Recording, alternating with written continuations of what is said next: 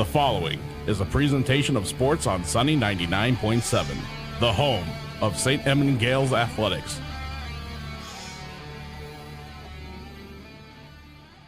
Hi, this is St. Edmond girls basketball coach CJ Tracy, and you're listening to your home for Gaels girls basketball, Sunny 99.7.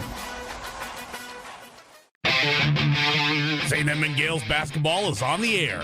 Gaels basketball is brought to you in part by Peking Garden, Party Productions, Flooring America Design Center, Michael Boer American Family Insurance, Loffersweiler, Appliance Plus Furniture and Mattress, Stone Creek Landscape and Nursery, and Danielle Lynch at Farm Bureau Financial Services. And now, here's Lance Lennon. Good evening, everybody, and welcome to the St. Edmond Gaels basketball pregame show on Sunny 99.7. My name's Lance Lennon. Back in the studio, working the board is Brock Freeman, and right next to me, keeping stats, is Robin.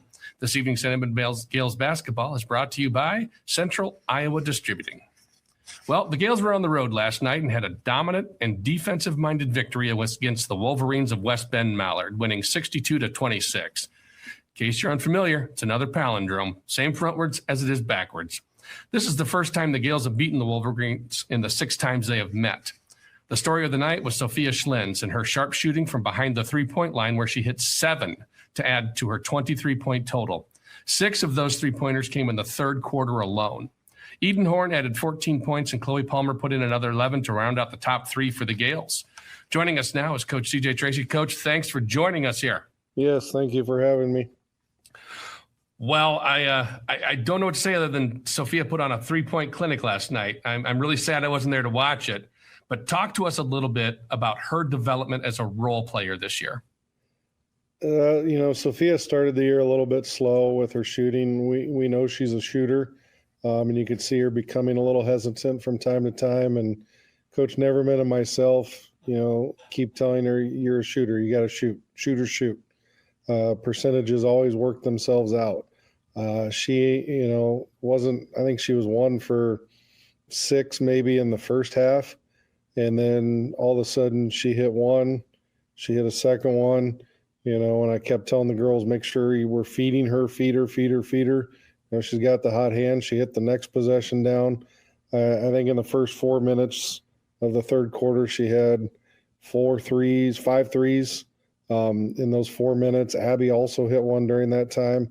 So it was good for her to get that confidence going again, because, when teams start double, triple teaming Eden inside, which Eden started the game hot. She had 11 points in the first 5 minutes of the game.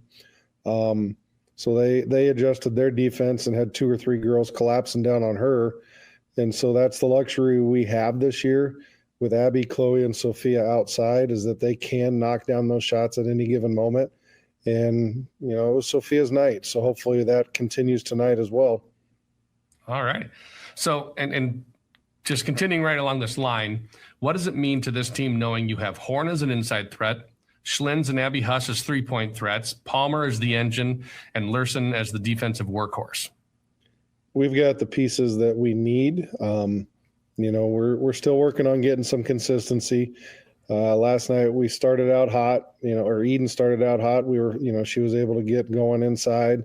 Second quarter, we struggled a little bit. I think we won that quarter like 8-6. We weren't hitting shots. We were adjusting. We just weren't hitting the shots.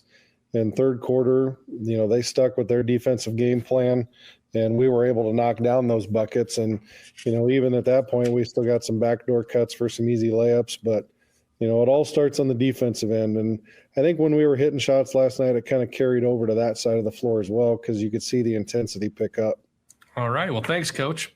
We're going to go take a break. When we come back, we're going to talk about this evening's contest against the Hampton Dumont Cal Bulldogs. This evening's St. Edmond Gaels basketball pregame show on Sunny 99.7 is brought to you by Central Iowa Distributing.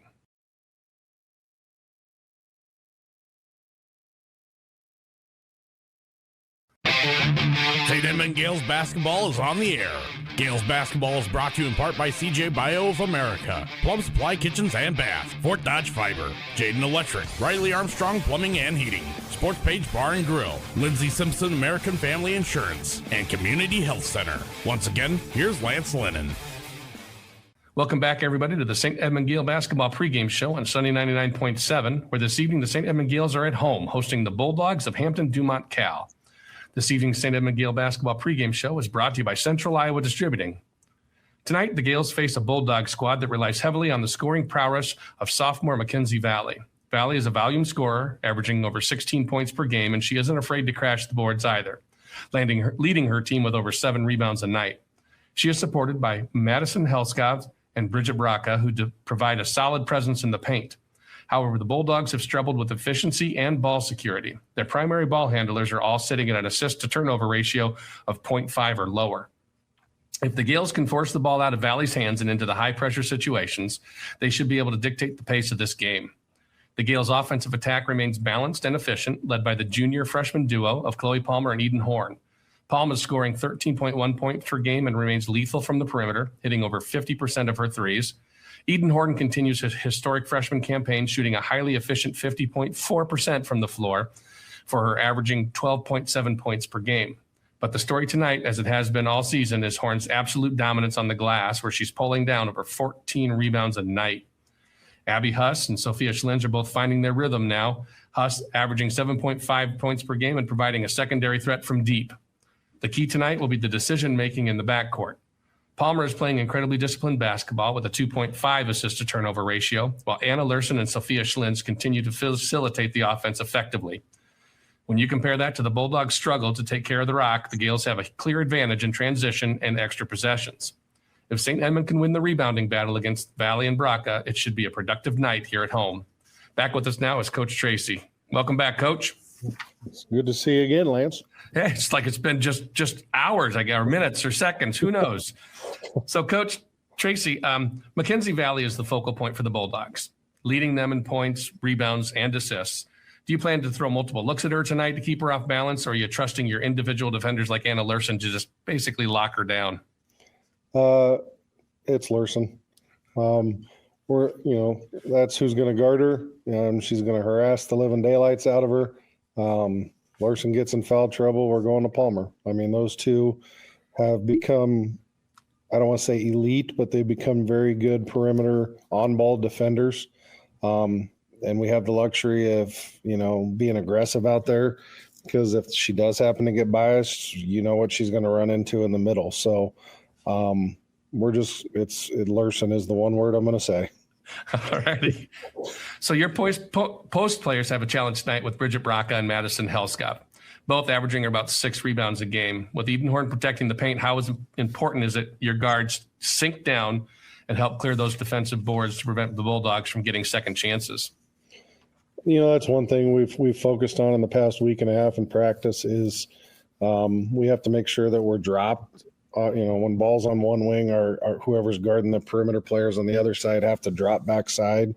So we're in a better position for those rebounds. We're in a better position to help defend.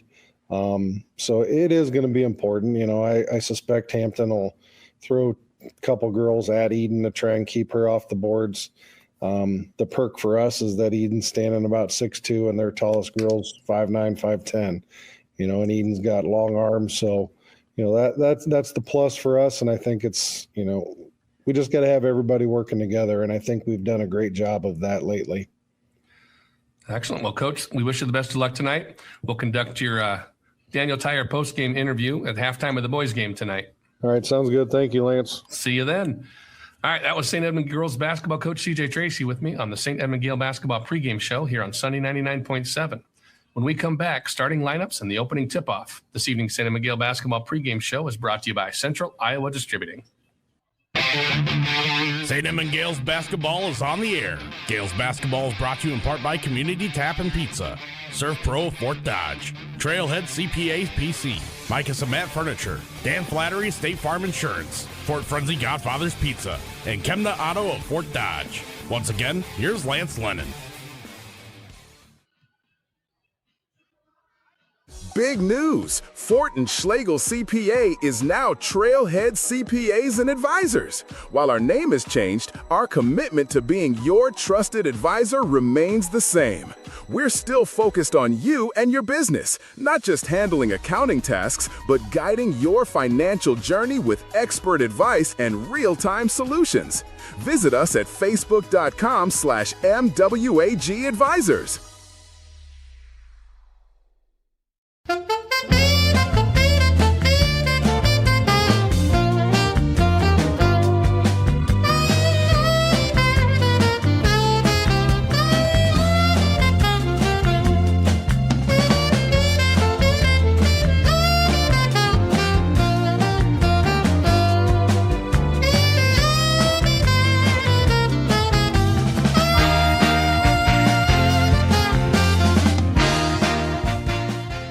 There are places where all roads lead to families providing for their loved ones and their community, where friends are found down every street.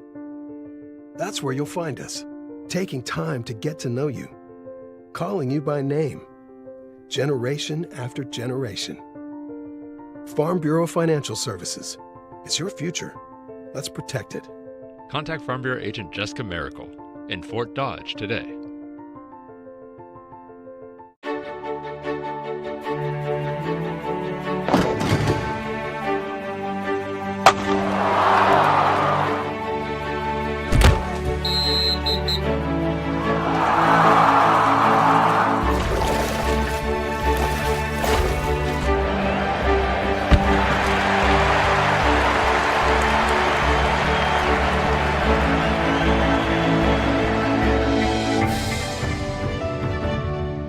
From the heartbeat of local radio to cutting-edge digital campaigns, Connoisseur Media connects communities like no one else. Since 2004, we've been amplifying local voices, creating unforgettable moments, and helping brands truly shine. Whether it's radio advertising, digital marketing, or video content, we build connections that matter. Ready to engage your audience? Visit connoisseurmedia.com today, or call us at 955-5656.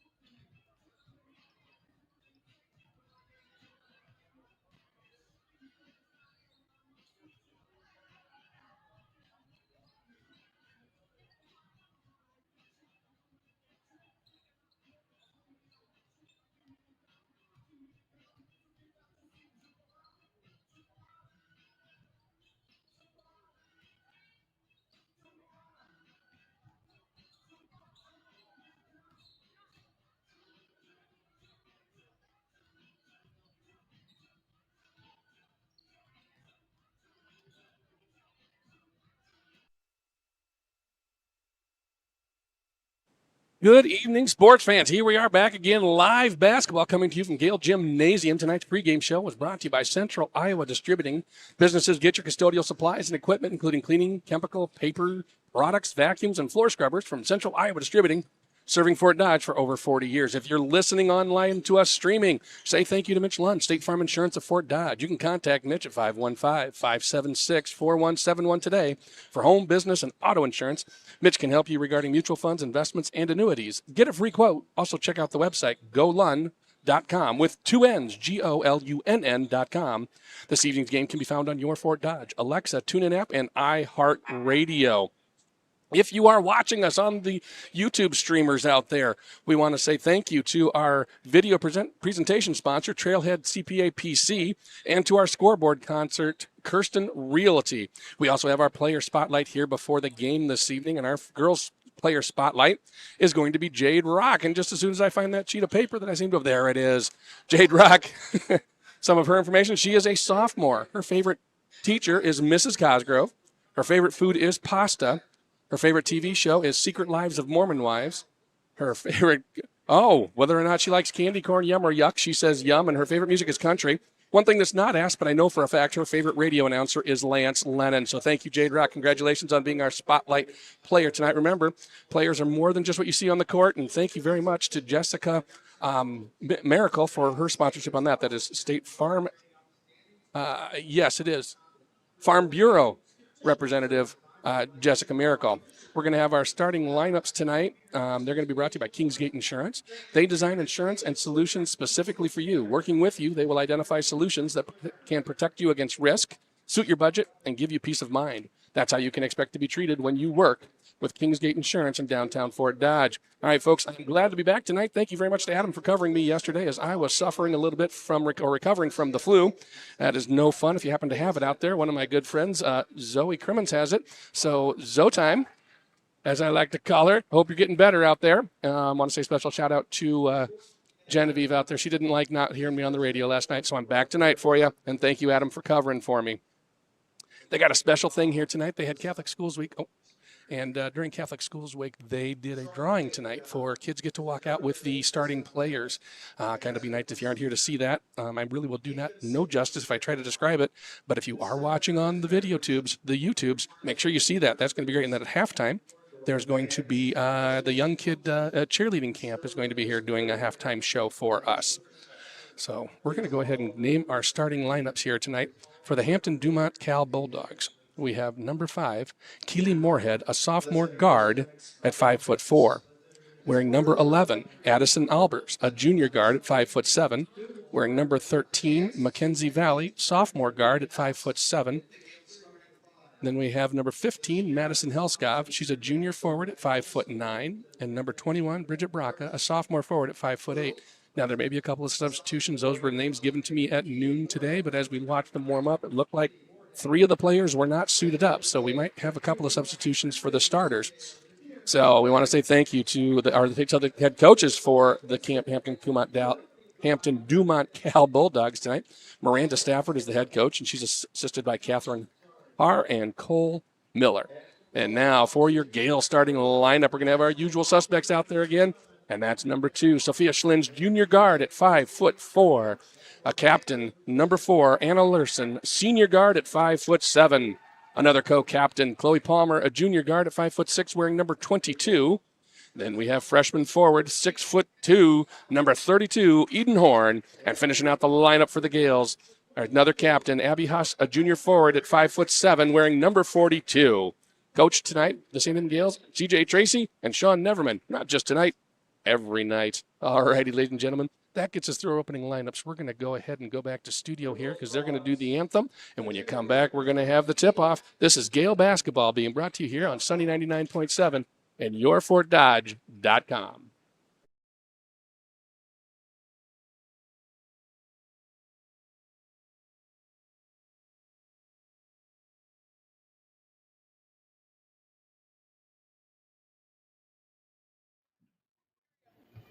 For the Bulldogs, a sophomore number 21, Bridget Broke. And for the Gales, a junior number 42, Abby Huss. Accompanying Abby is Lynn Bills.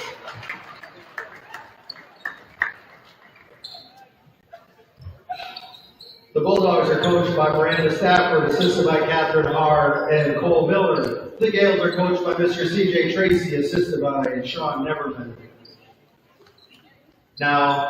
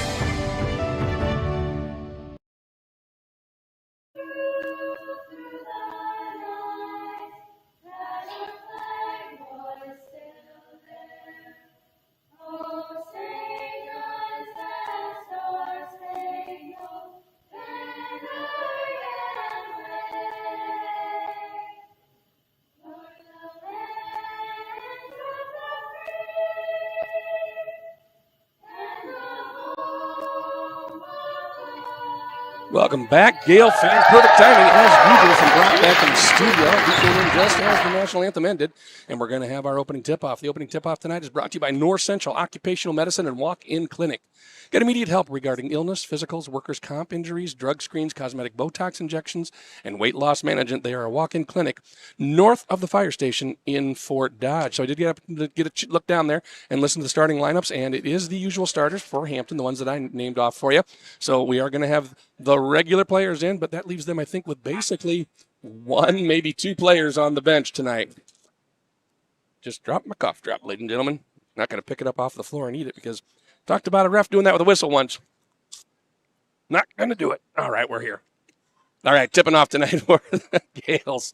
In the center, of course, we have Eden Horn, number 32, and she's going up against one of the players. She got it back to me. I can't see the number. Her front to me.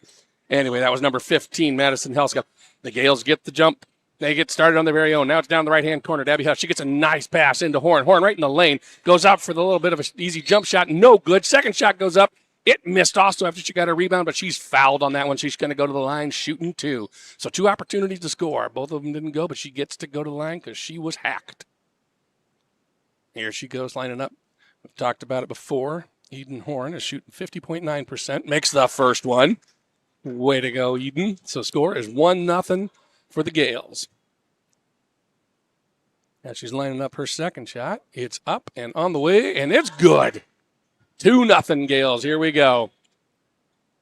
Ball gets inbounded here by Valley. Valley's going to bring the ball up as she probably will for most of the game, setting up the offense for the Bulldogs. Works it over to the left-hand side into the hands of Albers. Albers works back across the court, tried to get it in, and it's picked off by Abby Huss. Huss brings the ball up quickly. She gives it over to Palmer down the right-hand side. She gets it into Horn. Horn puts the ball down. Sees outside. She sees Schlins. Schlins with a hot hand last night. Starts off with a three. Oh, nailed that one from the corner. Just as hot as when she quit last night.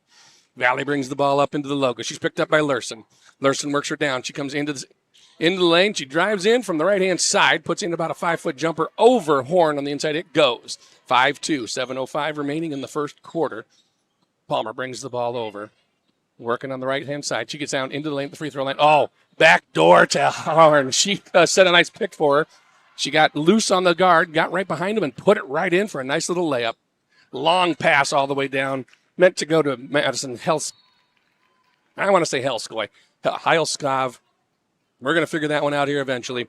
They told me beforehand, and I can't remember. But the pass was long, goes out of bounds. Turnover. Gaels get the ball, leading 7-2, 6:40.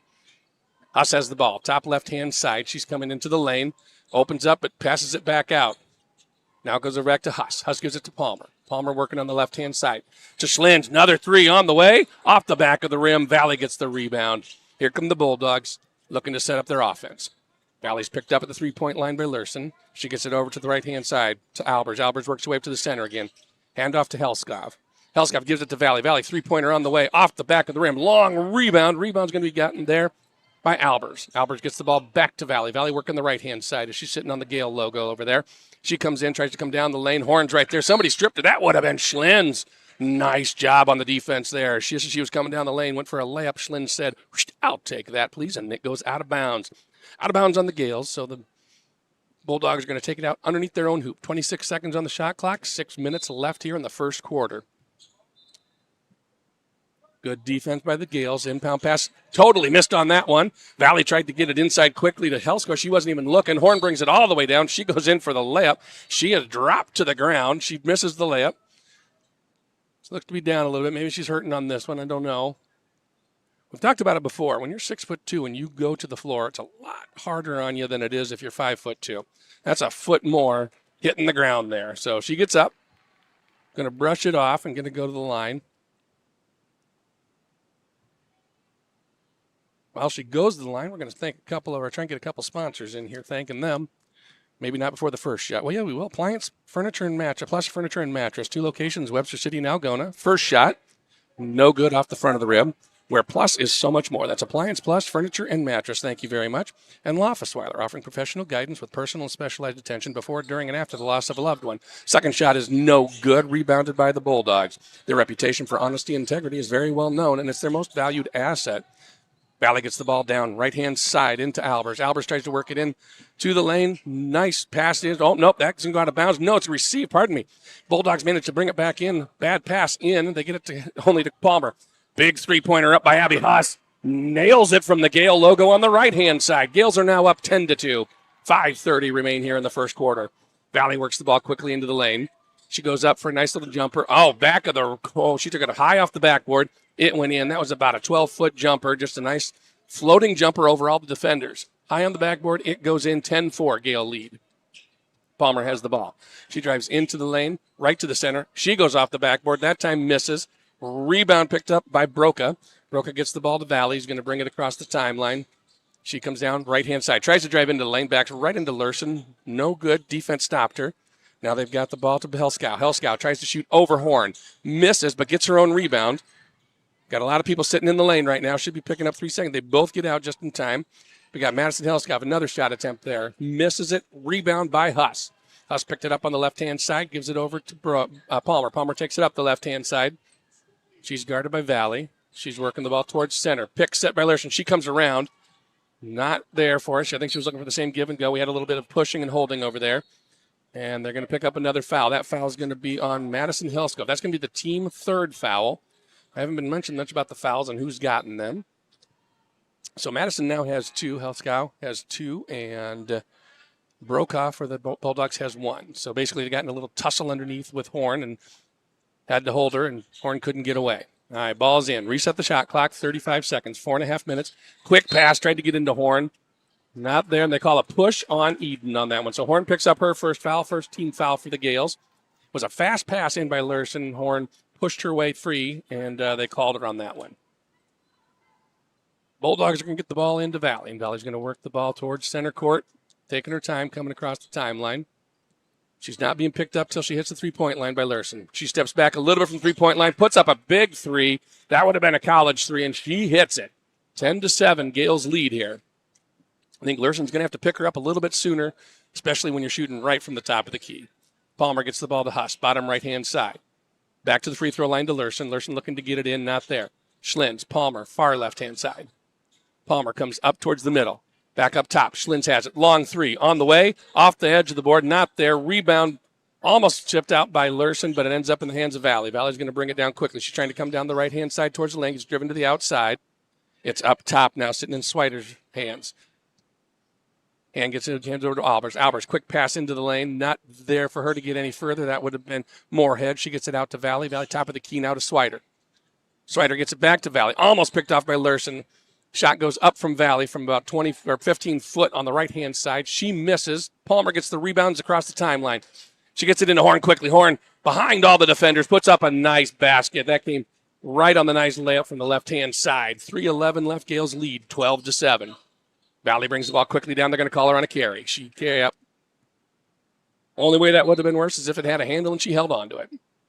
All right, we got some substitution coming in now. Maggie Flaherty coming in, Lerson coming out. Liv Andrew coming in, and out goes Horn. 3:07 in the quarter. Gales lead 12-7. Palmer brings the ball up across half court. Work on the right-hand side. Gets it down Huss, right-hand corner. Huss looks inside. Not there. Back to Palmer up top to Huss. Back on the right-hand side. She passes it into Andrew. Tipped out. Picked up by Schlins. Handed off to Huss. Over to Flaherty. Left-hand side. Palmer left, coming back to center. She takes a three-pointer, just left to center. It in and out, but rebound goes to Liv. She drops the ball. It's on the ground. It ends up in the hands of Moorhead. Moorhead gets the ball to Valley for the Bulldogs. Valley coming down again. Right-hand side up against Palmer. Outside pass now. It's going to go to Sweeten. Sweeten gets guarded by Liv. Back into, they got it back into Valley. Valley, nice little spin to go up. She goes for the shot. I thought it was a clean rejection, but they're going to call a foul probably on Huss on that one. No, they're going to call it on Palmer. Say Palmer got her with the body. So Palmer picks up her first foul. That's the second team foul for the Gales. Valley's going to go to the line. Valley, a 59% free throw shooter on the season. First shot is up, and it is good. 12-8. Gales lead by 4. I want to say thank you to Flooring America Design Center, your source for top-quality flooring, cabinets, and countertops in Fort Dodge, Iowa. Explore their wide range of options from carpet and hardwood to tile and vinyl. Second shot is up and good. Their experienced team provides expert installation and a satisfaction guarantee. Thank you, Flooring American Design Center. 12-9, Gales lead by 3. 2:25 remaining in the first quarter. Huss comes out. Jade Rock is in. So we have Rock, Andrew, Schlins, Flaherty, and Palmer in for the Gaels. Down to Flaherty. She gets it inside. Oh, Andrew gets it broken away. She was a nice move on that one as she spun around her defender, put it up high off the glass, our left-handed layup, and it goes in. 14-9. Gaels lead by 5. 2 minutes left here in the first quarter. Valley working to the left-hand side. Tries to get it inside to Sweeten, and Rock's going to get called for a foul on that one. Pardon me, trying to get into Broca. Jade reached in on that one, but broke up the pass. So she picks up the third foul for the Gaels. It was on the ground, so it's going to go out. We got 35 seconds again on the shot clock at reset. Minute 59 remaining in the quarter. Valley has the ball. Baseline, left-hand side. She goes up top to Albers. Albert goes all the way to Sweeten. Sweeten misses the pass. Andrews is right there. She picks it up and gives it to Palmer. Turnover for the Gaels. Here comes Palmer working the left-hand side. Down in the left-hand corner to Flaherty. Flaherty looking to get it into Liv. Back up top to Chloe Palmer. Palmer looks to the left-hand side. Back over to Flaherty, left-hand side. She does get it into Andrews. Andrews not there. She's triple-teamed as soon as she got that ball. Back out top to Flaherty on the left-hand side. To Palmer. Palmer picks it up right of the center. She comes in. She drives. She's right at the... Oh, just tipped on that one. She took a shot just beyond the free throw line. It was tipped by Valley. Got into the hands of Liv Andrews. She put up a shot, missed it, rebounded by Albers, who got it to Valley. So here come the Bulldogs, minute 12 left. Valley works down the left-hand side, hands it off to Sweeten. Sweeter gives it back to Valley. Valley trying to come up to center. She gives the ball to Albers, works down the right-hand side. Back to Valley. Long three on the way, off the front of the rim, no good. Ball's on the ground, picked up by Broca, who's spinning around. They're going to get a hold on that one on Liv. I think Andrews is going to pick up that one. Yep, they're going to call that one on Liv. So that's going to be the team's fourth foul. That's going to be her second foul, I believe. Nope, that's her first foul. My fault on that one. So it goes out underneath. 55 seconds on the game clock, 33 on the shot clock. That should be 35. Should have reset with the foul. And they got 5-second hold on that one. That's a turnover by defense. Nice job for the Gaels. So Gaels get away with nothing on there. 14-9. Gaels lead by 5. 53 seconds. Palmer taking her time, comes across the timeline. Pick being set by Larson. They get to Flaherty. Down the left-hand side, she comes up towards center, into the free throw line to Rock. Rock has it, bounces past into Liv. Liv works her way down, goes for a nice shot, misses it, and then they get it to Larson on the rebound. Pardon me, Larson got the rebound, went up for the shot, missed it, but she's going to foul. Larson's going to go to the line, shooting 2. That's going to be the 4th team foul on the Bulldogs, and that's going to be called a hold, and that's going to go against Valley. So Valley picks up her first foul. Larson takes her first shot. Oh, it goes around the rim and bounces out. Larson, a 50% free throw shooter. While she is on the line, we want to say thank you to Stone Creek Landscape and Nursery. They're located at 325 5th Avenue South in Fort Dodge, growing beauty and building trust for 20 years. Thank you, Stone Creek Landscape and Nursery, for helping to sponsor tonight's broadcast. Second shot is on its way, and this one is good. Still good for 50%, as she makes 1 out of 2 here tonight. Gaels up 15-9, 6-point lead, 34 seconds. Bulldogs can work for last shot. I think there's just a very slight differential between the game clock and the shot clock. Probably not enough to matter. Okay, up top of the key now. Albers has the ball. She hands it off to Valley. Valley works back towards the center. She's being guarded by Larson. They get it over to Albert. Albert's on the right-hand side. Gives it to Sweden. Sweeter works towards the middle. She tries to drive into the lane. Nope. Give it to Valley. They're going to call a travel. Because good thing, too, because Valley hit the 3. The shot's no good. It's a turnover for the Bulldogs, and the Gaels are going to take it out. 10.6 left in the quarter, and the Gaels are going to work for last shot on this one, probably for sure. They get the ball to Palmer. Palmer gets it across half court. She comes in, looks at the free throw line. Nothing they're going for. They're down to there. He's got to put it up. No good on that one. Nobody could get a shot off. I think they kind of just lost track of what the time was. So going after the first quarter here, the Gaels are up 15-9. This is Gael basketball coming to you live here on Sunny 99.7, your FortDodge.com. Big news! Fort & Schlegel CPA is now Trailhead CPAs and Advisors. While our name has changed, our commitment to being your trusted advisor remains the same. We're still focused on you and your business, not just handling accounting tasks, but guiding your financial journey with expert advice and real-time solutions.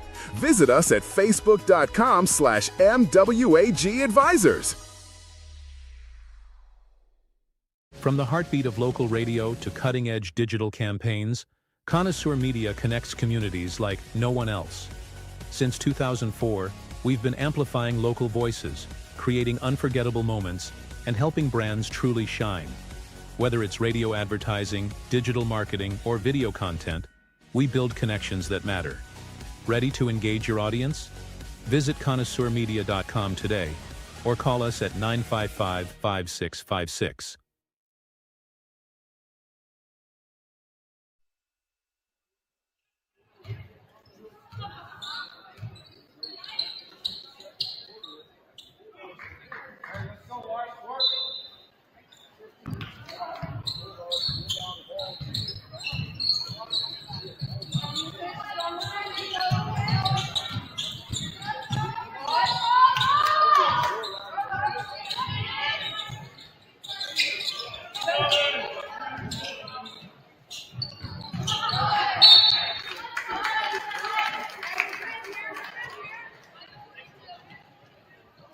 First cornerstone of the game is brought to you by Wheelchair Dynamics. With a full range of medical equipment and supplies, you'll find affordable quality solutions for all your health care needs. Wheelchair Dynamics is located at 1406 A Street West in Fort Dodge, next to Tom Thumb. Bulldogs unable to produce on their first possession in the second quarter. Gales have the ball. Huss, top of the key. Long three, nothing but net. Gales go up 18-9, doubling it up, 9-point lead here. Here comes Valley looking to make things back up for the Bulldogs. Nice bounce pass underneath, gets in the hands of Brokaw, but it's on the ground. They're going to call jump ball. Possession arrow is going to go to the Gales. So nice job by Schlins to cover up on Brokaw on that one. Here we go. Gale basketball as Chloe comes across the half-court line. Sets it up left-hand side. Gives it to Schlins, top of the key. She gets it down. Bounce pass comes into Horn. Horn goes up for a hook shot from about 8 foot out, and it's good, and timeout is called. With the first timeout, we're going to go back to studio. This is Gale basketball on Sunny 99.7, yourfortdodge.com. There are places where all roads lead to families providing for their loved ones and their community, where friends are found down every street. That's where you'll find us, taking time to get to know you, calling you by name, generation after generation. Farm Bureau Financial Services. It's your future. Let's protect it. Contact Farm Bureau agent Jessica Miracle in Fort Dodge today.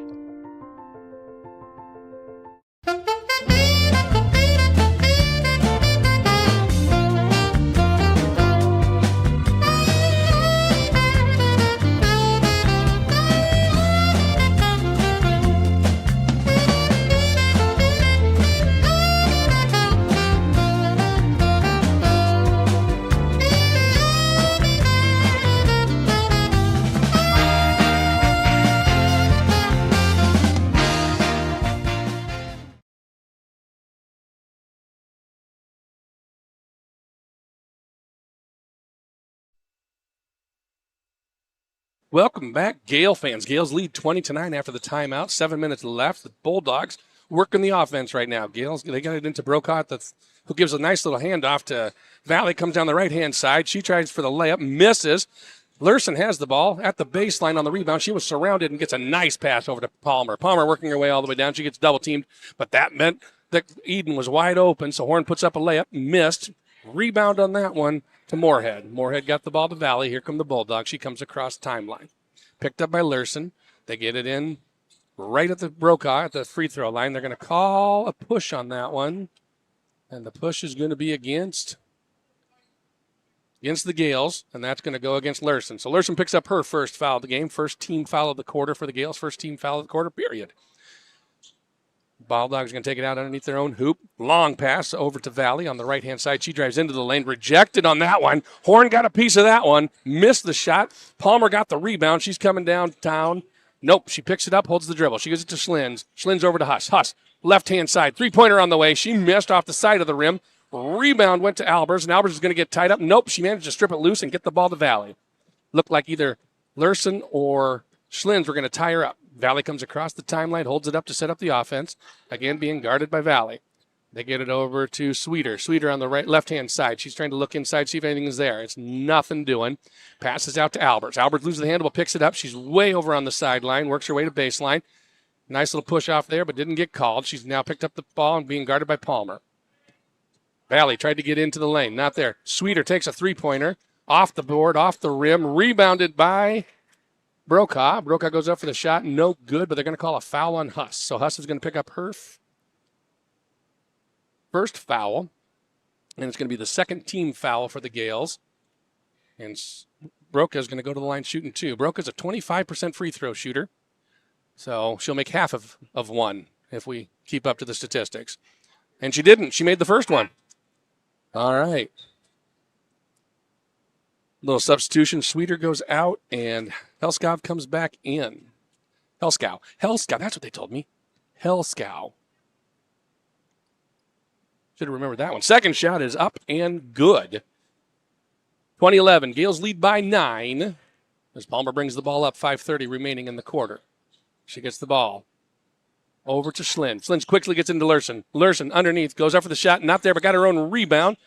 Palmer gets it. She puts up a 6-foot jumper in and out of the rim. Rebounded by Valley. And the Bulldogs set up the offense. 5:14 to go. She gets the ball top of the key to Helskow at the free throw line. Back out to Valley. Valley on the right-hand side. Three-pointer up and good. 2014. Valley's hitting three-pointers tonight like it's her job, and I think kind of it is if they want to stay in the game. Here comes Palmer coming down the right-hand side. Pick set by Horn. They give it to Huss, down to Schlins, left-hand corner. Schlins looks all the way up top to Palmer, top of the key, to Schlins. And we have underneath a charge. They're going to call offensive foul on Horn on that one. A little pushing going underneath, and they said Horn pushed a little more than everybody else. So she gets her second foul tonight. That's an offensive foul. Turns the ball over. 2014, Gaels lead by 6, 4:43 left in the second quarter. Inbound comes to Valley. She's now across the half-court line, picked up by Lurson. They give it to Helskow right at the free throw line. Back to Valley, left-hand side, three-pointer on the way. Long, rebound Palmer. Here comes Palmer with the Gaels. She comes across, drives down the lane. Nice little move. She went all the way down, took it up and in. 22-14, back up by 8. Valley doing the same thing. She's coming quickly down, but she's picked up by Lurson. Nothing there for her. Back to Helskow, right at the free throw line. Free throw missed. Ball rebounded by Valley. Passes. She tried to make the outlet. Goes to Palmer. Palmer gets a quick pass over to Schlin. Schlin comes in. Bounce pass inside to Horn. Horn over to... Nice little play as she got it to Palmer, who was wide open on the right-hand side. It's another timeout now called by the Bulldogs. This is going to be a 30, so we'll go back to studio. This is Gael basketball here on 99.7, yourfortdodge.com.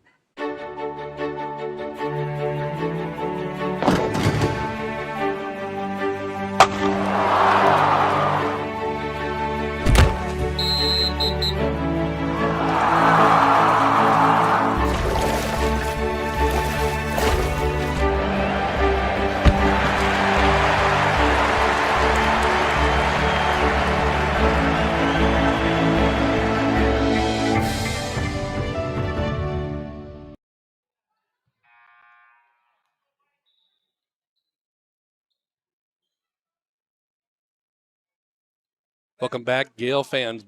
Gaels leading 24-14, 4:02 left. Get a little bit of time here for a Declan update. Well, yeah, especially since he called my timeout.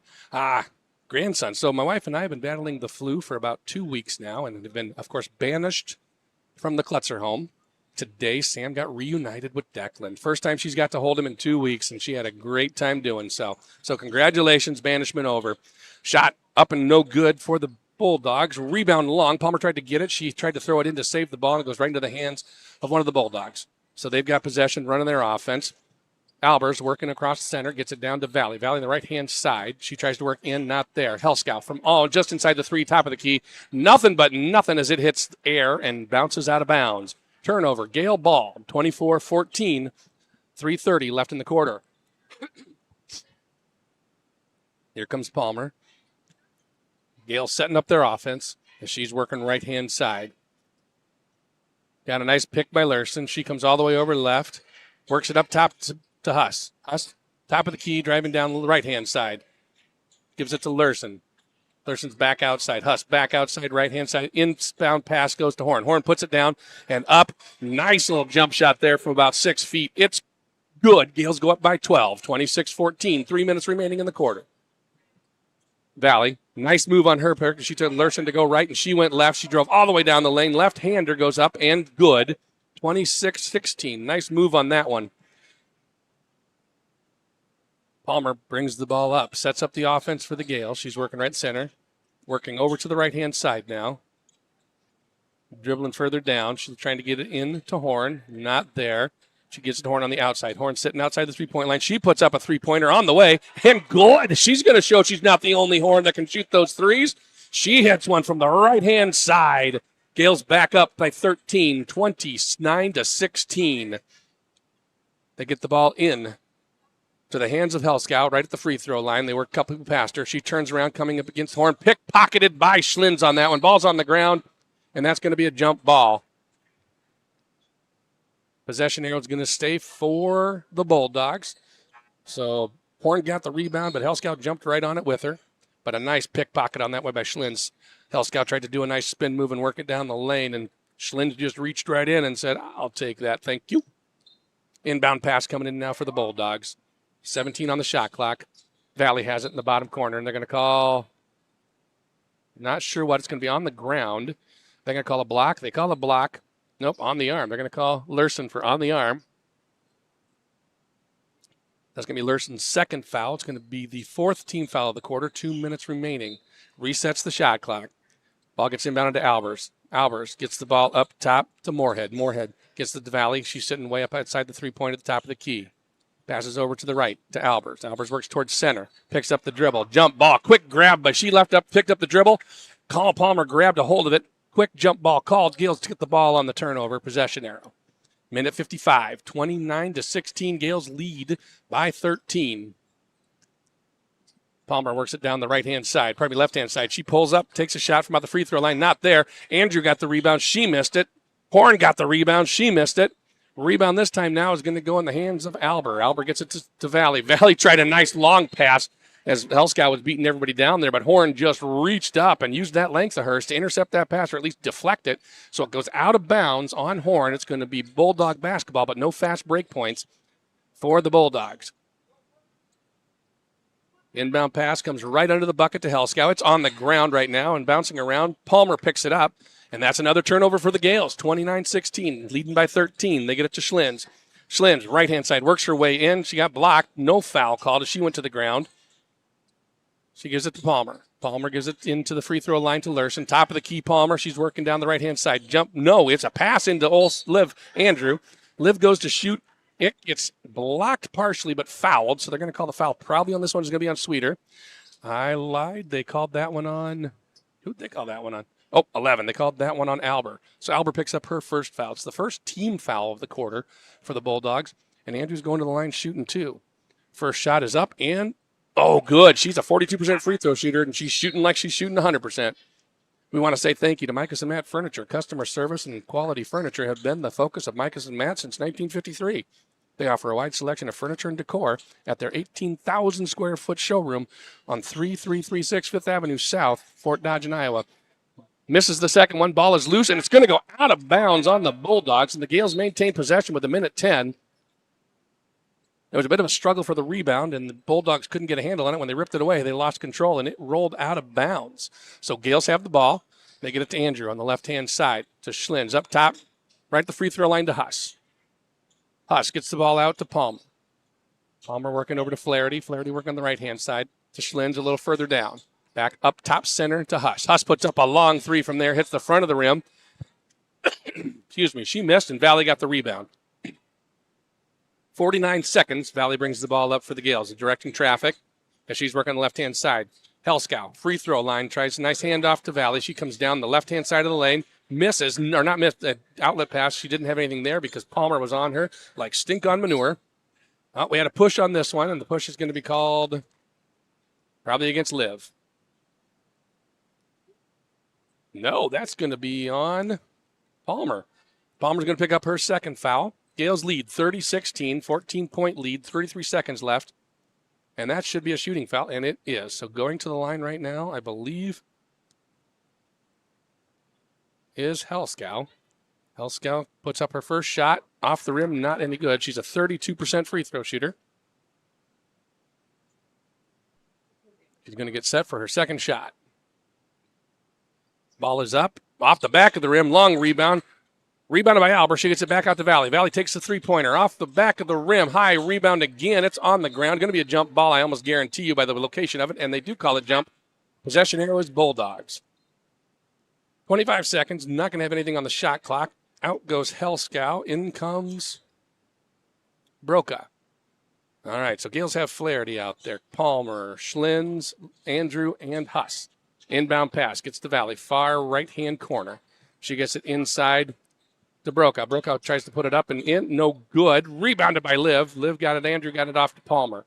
Palmer works the ball quickly. She's coming up court. 12 seconds on the shot clock. Got to keep track of time this time with 10 seconds left.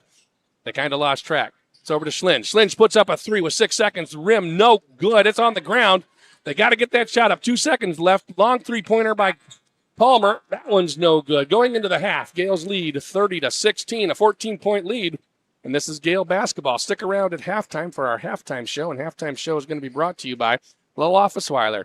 Lil Officeweiler. We'll take a look at first half statistics. And sports director Joe Jaden will have an interview with a halftime guest. Officeweiler offering professional guidance with professional and specialized attention before, during, and after the loss of a loved one. Their reputation for honesty and integrity is very well known, and it's their most valuable asset. This is Gael basketball, ladies and gentlemen, here on Sunny 99.7, yourfortdodge.com. From the heartbeat of local radio to cutting-edge digital campaigns, Connoisseur Media connects communities like no one else. Since 2004, we've been amplifying local voices, creating unforgettable moments, and helping brands truly shine. Whether it's radio advertising, digital marketing, or video content, we build connections that matter. Ready to engage your audience? Visit connoisseurmedia.com today or call us at 955-5656.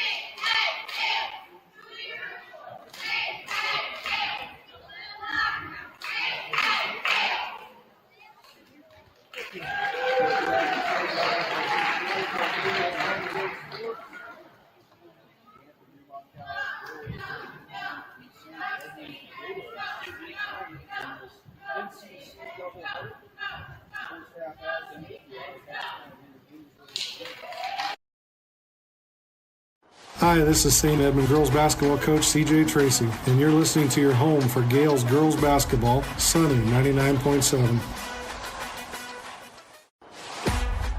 Welcome back to Gaels basketball on Sunny 99.7. Time now for the Loffersweiler halftime show.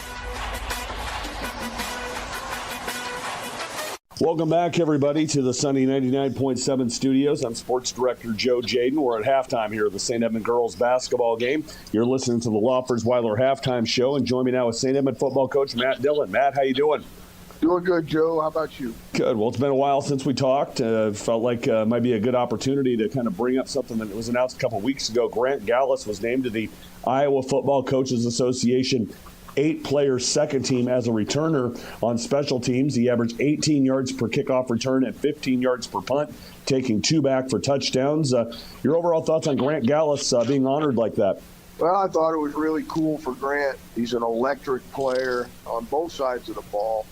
In one of our games toward the end of the season, he scored 4 touchdowns, and every way you could score one. He ran for one, had a pass completion for a touchdown, ran back an interception for a touchdown, and ran back a punt for a touchdown. So that's a pretty good night, right? When you can score 4 touchdowns and every way you could score one, that's pretty impressive. Well, your season went 5-4 this year. You lost that 8-player first-round game to Fremont Mills, final score 62-7. But looking at your final stats, Ethan Swisher throws for 1,237 yards, 16 touchdowns, completing 69% of his passes. Talk about that stat line for Ethan. What jumps out in your mind?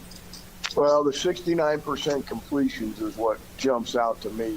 That tells you that nearly every throw that he's making has a chance to be caught. So Ethan was a 2-year starter for us, and he progressed from where he started as our first-string quarterback a year ago to where he finished was phenomenal. And I told him the other day, I said, it'd be a shame if you don't try to go play somewhere on the D3 level or NAIA level, because I think he could really help some programs. And it's just amazing how far he came in that 2-year time period. Grant Gaels, as we mentioned, named the second team Iowa Football Coaches Association 8-player as a returner. Offensively, as a wide receiver, 31 catches, 333 yards, 5 touchdowns. Jacob Koopman caught 34 balls, 548 yards, 7 touchdowns. In the run game, your leading rusher, Aaron Hinton, ran for 393 yards off 62 carries, 6 touchdowns. Defensively, you had 3 guys ranging between 30 and 40 tackles. Aaron Hinton, 39.5 stops. Colton Feeble, 38 tackles, 5.5 tackles for loss. Coleman Hanson had 30.5 tackles this season, 7 tackles for loss. Again, the Gaels go 5-4 this season. Coach, what is St. Edmond football going to look like next year? Well, we lose a really good senior class. We had 6 seniors, including Max Webster, who came on late. So happy to get him back in the lineup. You know, he's like the captain of the offensive line at center. Really understood how to get guys blocking the right people and all that kind of stuff. And we missed that when he went out with his, it wasn't really an injury, his diagnosis. He had some platelet issues, and he had to get his platelet count back up so that he could play. And finally, we got him in those last couple. So I think that was really good for us. But Max, Kennick Henning, who was also a first-team all-district player, Ethan was first-team all-district. Grant was first-team all-district. Coleman Hanson was first-team all-district. And so when you look at the totality of that senior group, and Max was second-team all-district, even though he only played in 2 or 3 games. But here's the thing, Joe. Remember, we missed 1.5 games total in terms of statistics because of teams that had the forfeit issue. Hey, Coach, I'm running out of time here with you. Your overall thoughts on your St. Edmond football program for next fall? We got some really good players, but they're young and a lot of them are inexperienced, so we got to put all that together. We open the season at home against Glidden Ralston, and we'll see where it goes from there. All righty. Well, hey, Coach, I appreciate a few moments of your time here this evening. It was fun to watch your team, fun to cover you, and wish you the best of luck next season. Thank you, Joe. Greatly appreciate it. That's St. Edmond football coach Matt Dillon here with me on the Loffersweiler halftime show. We will take a break. When we come back, we'll take a look at the first half stats of the girls' game. Back in a moment here on Sunny 99.7.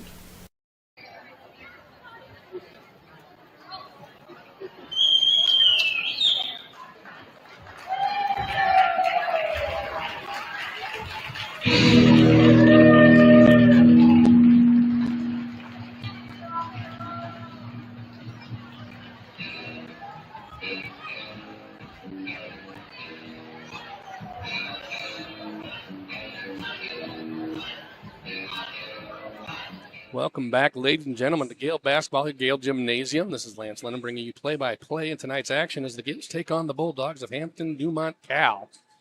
Leading 30-16 at the half. Gales up by 14. Thanks to a strong effort, of course, by Eden Horn playing inside and playing that hard. Liv Andrew coming in, getting quite a few rebounds and playing hard also down there in the post section. And then, of course, we've got Abby Huss nailing 2 threes, and Sophia Schlins, after her 7 3-pointer last night, she has 1 to start the game so far. Hope she picks up that confidence again here in the third quarter. Remember last night, even though I wasn't here, I did talk to Coach, and I found out the skinny on it. She was 6 of 6 in the third quarter as she just could not miss those 3-pointers. And Coach says, you're a shooter, shoot. The percentages will work themselves out. You aren't going to make 100% of them, but you're going to miss 100% of the shots you don't take. Thank you to the great one for reminding us of that. So we got 2:10 here left before the game starts back up. We're going to say thank you to a couple of our sponsors, and then we'll go back to studio and play a couple of commercials because, folks, that's how you get to have a broadcast like this. People that help us help you listen to the game. I want to say thank you to Plum Supply Kitchens and Baths. Choosing items for your home should be a fun and creative experience. At Plum Supply Kitchens and Baths, the beautifully displayed kitchens and baths can inspire you to bring your space one step closer to reality. Located on South 22nd Street in Fort Dodge. Thank you, Plum Supply Kitchens and Baths. I've been reading these so many times this year that as I start to read them, I sit in my head and I think, hey, I read that one tonight. And I normally check them off so I know which ones I've read and make sure that I'm not repeating or missing anyone. But boy, when you say them as often as I have, you kind of forget which ones you have or haven't. We want to say thank you to Jeremy and those guys over at Fort Dodge Fiber. Register today for cutting-edge technology and lightning-fast broadband at FortDodgeFiber.com. During those really cold nights and those really strong winds, I didn't have any worries about my fiber going out because it was underground and it was good the whole time. I got to snuggle up with my wife and my dogs on the couch and watch my TV because Fort Dodge Fiber did a great job of bringing that internet to my door. To Jaden Electric, well, qualified electricians that can accomplish projects both big and small. They offer everything from 24-hour electrical service and repair to design build in Iowa. They are a family-owned company who care about quality and customer service. Thank you, Jaden Electric. Remember, I told you the story, and I'm not kidding when I say this, that I had a Jaden Electric truck and a, who was the other one? But the 2 trucks on 10th Avenue South, or 10th Avenue North, right at the intersection with North 22nd Street, they were both just sitting there on the corner. Why can't I remember who the other truck was? Plum Supply. No, it wasn't Plum Supply. It doesn't matter, Lance. You can't remember. You're dumb. All right. But 2 sponsors pulled up, and I thought, boy, that is just absolutely, it's kismet. It was just meant to be. All right, we're not going to go back to studio because we only have 11 seconds left. Lance talks enough to go ahead and get through the halftime. So we're going to come back to play here. Possession arrow in favor of the Gales as they're going to go here, leading 30-16. I've got a camera right in my face. This isn't fair. It's my bad side. All right, here we go. Gales set up the basketball. They come down the right-hand side to Chloe Palmer. She just gets inside the three-point line. Top of the key to Huss. Huss gets it over to Schlins on the right-hand side. Schlins back to Palmer. Palmer comes into the lane. Puts up a little 12-foot jumper right through the hoop. 32-16. Gales double up the points, leading by 16 now. Valley brings the ball across the timeline for the Bulldogs. She gets it into the hands of Broca. Broca way outside. A nice little handoff there to Moorhead. Moorhead gets it over in the corner to Albers. Albers works up towards the top. She gets into Valley. Valley made a move on Lerson, but she's not there. They get it to Helskow. At the free throw line, she puts up a jumper. It's good. Shouldn't call it a jumper. Her feet never left the ground, so just a nice little set shot there. 32-18. Gales lead by 14. Palmer working down the left-hand side, outside the three-point line. Driving baseline. Bounce pass. We're going to say that to Huss. It looked like it might have been meant to spin in towards Horn, but it went all the way out to Huss. Schlins has it. Right-hand side, three-pointer on the way, off the rim, and that's going to be a foul on Horn. Valley was going to get the rebound. She was in position, and Horn just kind of ran right into her. So she picks up her 3rd foul tonight. That's going to be the first team foul of the corner, her 3rd personal foul. Ball's going to be out on the, bringing in now for the Cowboys on the turnover here. 32-14. Wasn't a turnover, missed shot, pardon me, off the rebound.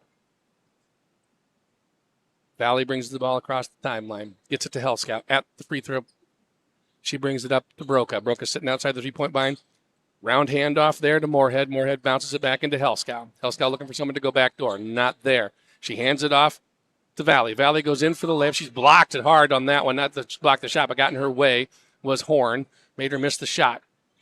Rebound to Schlinn. She got the ball over quickly to Huss. Huss drives in, baseline, not there. Horn got the rebound, missed her first shot, puts up the second one a little hard, got the third rebound. This time she got it to go in. She's like, it took me long enough to do that one, but she did. So padded both stats, got some points and some rebounds. A reach on that one as Valley tried to come down very quickly. Lurson reached from behind, and that's going to be a foul on Lurson. It's going to be her second, I believe, foul, and it's going to be the second team foul. No, that's her third foul. So she's going to have 3 fouls here early in the third quarter. Gaels have 2 team fouls already. That wasn't on a shot, so it goes out of bounds as the Bulldogs try to work the ball in. They get the ball to Helskow just inside the free throw line. Puts up the shot, misses. Lurson got the rebound. Bounce pass over to Palmer. Palmer working up the right-hand side this time. She comes across the timeline. Nice little move there against Valley. Jets it over to the corner to Schlinn. Schlinn's top of the key to Huss. Huss looking for the pass over to Lurson, left-hand side. Lurson back to Palmer, top of the key. Pick being set. She doesn't take it. Huss to Schlinn. Schlinn gets it inside to Horn. Horn in the lane. Got bounced around. She gets the ball up and in after she was pushed around. No foul called, but she still made the basket. 36-18. Doubled up again. 18-point lead for the Gaels. Bulldogs get the ball into Helskow right at the free throw line. She just handed it off. They have this little move as Helskow stands at the free-point line, and people roll right by her on either side. This time it went to Helskow on the left-hand side. She tried to drive the lane, went in for the free throw, and Palmer just said, nope, stripped the ball right out of her hands. It went out of bounds off of Palmer, but what a great move. They get the ball, quick pass into Valley. Valley works the baseline to Helskow. Helskow right outside, blocked by Horn. Rebound then picked up by Palmer as it was going out of bounds. Great hands as she got a hold of that one. Gaels have the ball. They set it up. Schlinn's bottom left corner. She works back up towards the top. Gives it to Palmer. Palmer comes around the left-hand side. She gets it to Lurson. Over to Huss, over to Schlinn. Schlinn's now on the right-hand side. Huss center. She's looking to get into Horn. Not there. Lurson has it. She throws it in. It's tipped out of bounds. It's going to be tipped out of bounds by Helskow. Ball's going to go out of bounds on Helskow. Looks like Horn got poked in the eye. She can't see right now. I don't know. It's rubbing it off. My dad, like I always say, used to say, rub a little dirt in it. I think they called timeout, so she's going to go sit for a second. Liv Andrews going to come in. No foul called on that one, but the Gaels still up by 18. Have possession. 11 seconds on the shot clock. Got to watch the clock again. Lurson has it. She works it to the top of the key. Over to Huss. Down in the corner to Schlinn. Schlinn works it into Liv. Bad pass. It doesn't get there. Helskow intercepted it. Valley gets the ball. She brings it up quickly. That should have been a carry, but didn't call. She did the same thing she did before. They got called a carry. She worked it into the lane. A nice little 6-foot jumper goes up and good. 36-20. Gael lead as Palmer brings the ball down. Nice pick set by Andrew. From the free throw line, Palmer tries a shot, missed. Andrew got the rebound back out to Palmer. Palmer all the way across to Schlinn. Schlinn's three-pointer up and on the way, off the backboard, not there. We got a push on Andrew. There's a lot of pushing going on, and I think just size-wise, if you look at the Bulldog girls, they're smaller than our girls, and if they get pushed, they're going further, and it's getting noticed. They aren't noticing the equal pushing that I see going on the other way. But it's kind of like the old, elephant and mouse type thing. And that's terrible. I don't mean to say it like that, but it's you notice one because there's a definite size difference. Oh, Helskow tried to go in for the layup on the left-hand side. She was interrupted on that one, I'm going to say, by Andrew. Shot was missed. Rebounded. Huss went for the three-pointer. She's rejected by Valley as it goes out of bounds. That was a big rejection. That's one of those you'd see in college and think, holy wowzers. That was with authority on that one, as the ball didn't have a chance to even land inbound. Huss gets the ball again. She's working down the left-hand side. Spin move around. Shot no good. Andrew got the rebound. She missed. It's loose. Lurson gets it outside to Palmer. Palmer drives baseline. She's going to get the ball outside to Schlinn. Schlinn's left side, three-pointer. It's bounced around. No good. Still loose, and they're going to call another foul on Andrew. I thought Andrew had position, and Valley came in underneath her, and they call it on Andrew. So Andrew picks up her third foul, fourth team foul of the quarter. Yet to have a foul called on the Bulldogs. Gaels lead 36-20 so 16-point lead. Valley's going to bring the ball across the timeline for the Gaels. She gets it over to the right-hand side to Brokaw. Brokaw picks up her dribble. She's guarded by Huss. Huss got her hand on the ball. Should have been a jump. Wasn't called. Loose ball goes back to Brokaw. She puts up the shot and missed. Andrew gets the rebound. They get it to Palmer, who's going to bring it up quick for the Gaels. She gives it to Lerson. Right-hand side. She works towards the center. She gets pickpocketed by Valley. Valley going to spin around. She comes across the timeline, looks and finds Helskow right down the center of the lane as she went in for the free throw. And we're going to have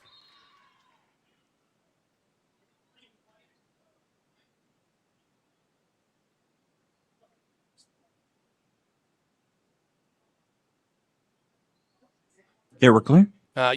sorry about that, folks. I was trying to figure out what the ref was saying. He blew a whistle. He called a warning on White. I don't know what he called a warning for, but there was a warning.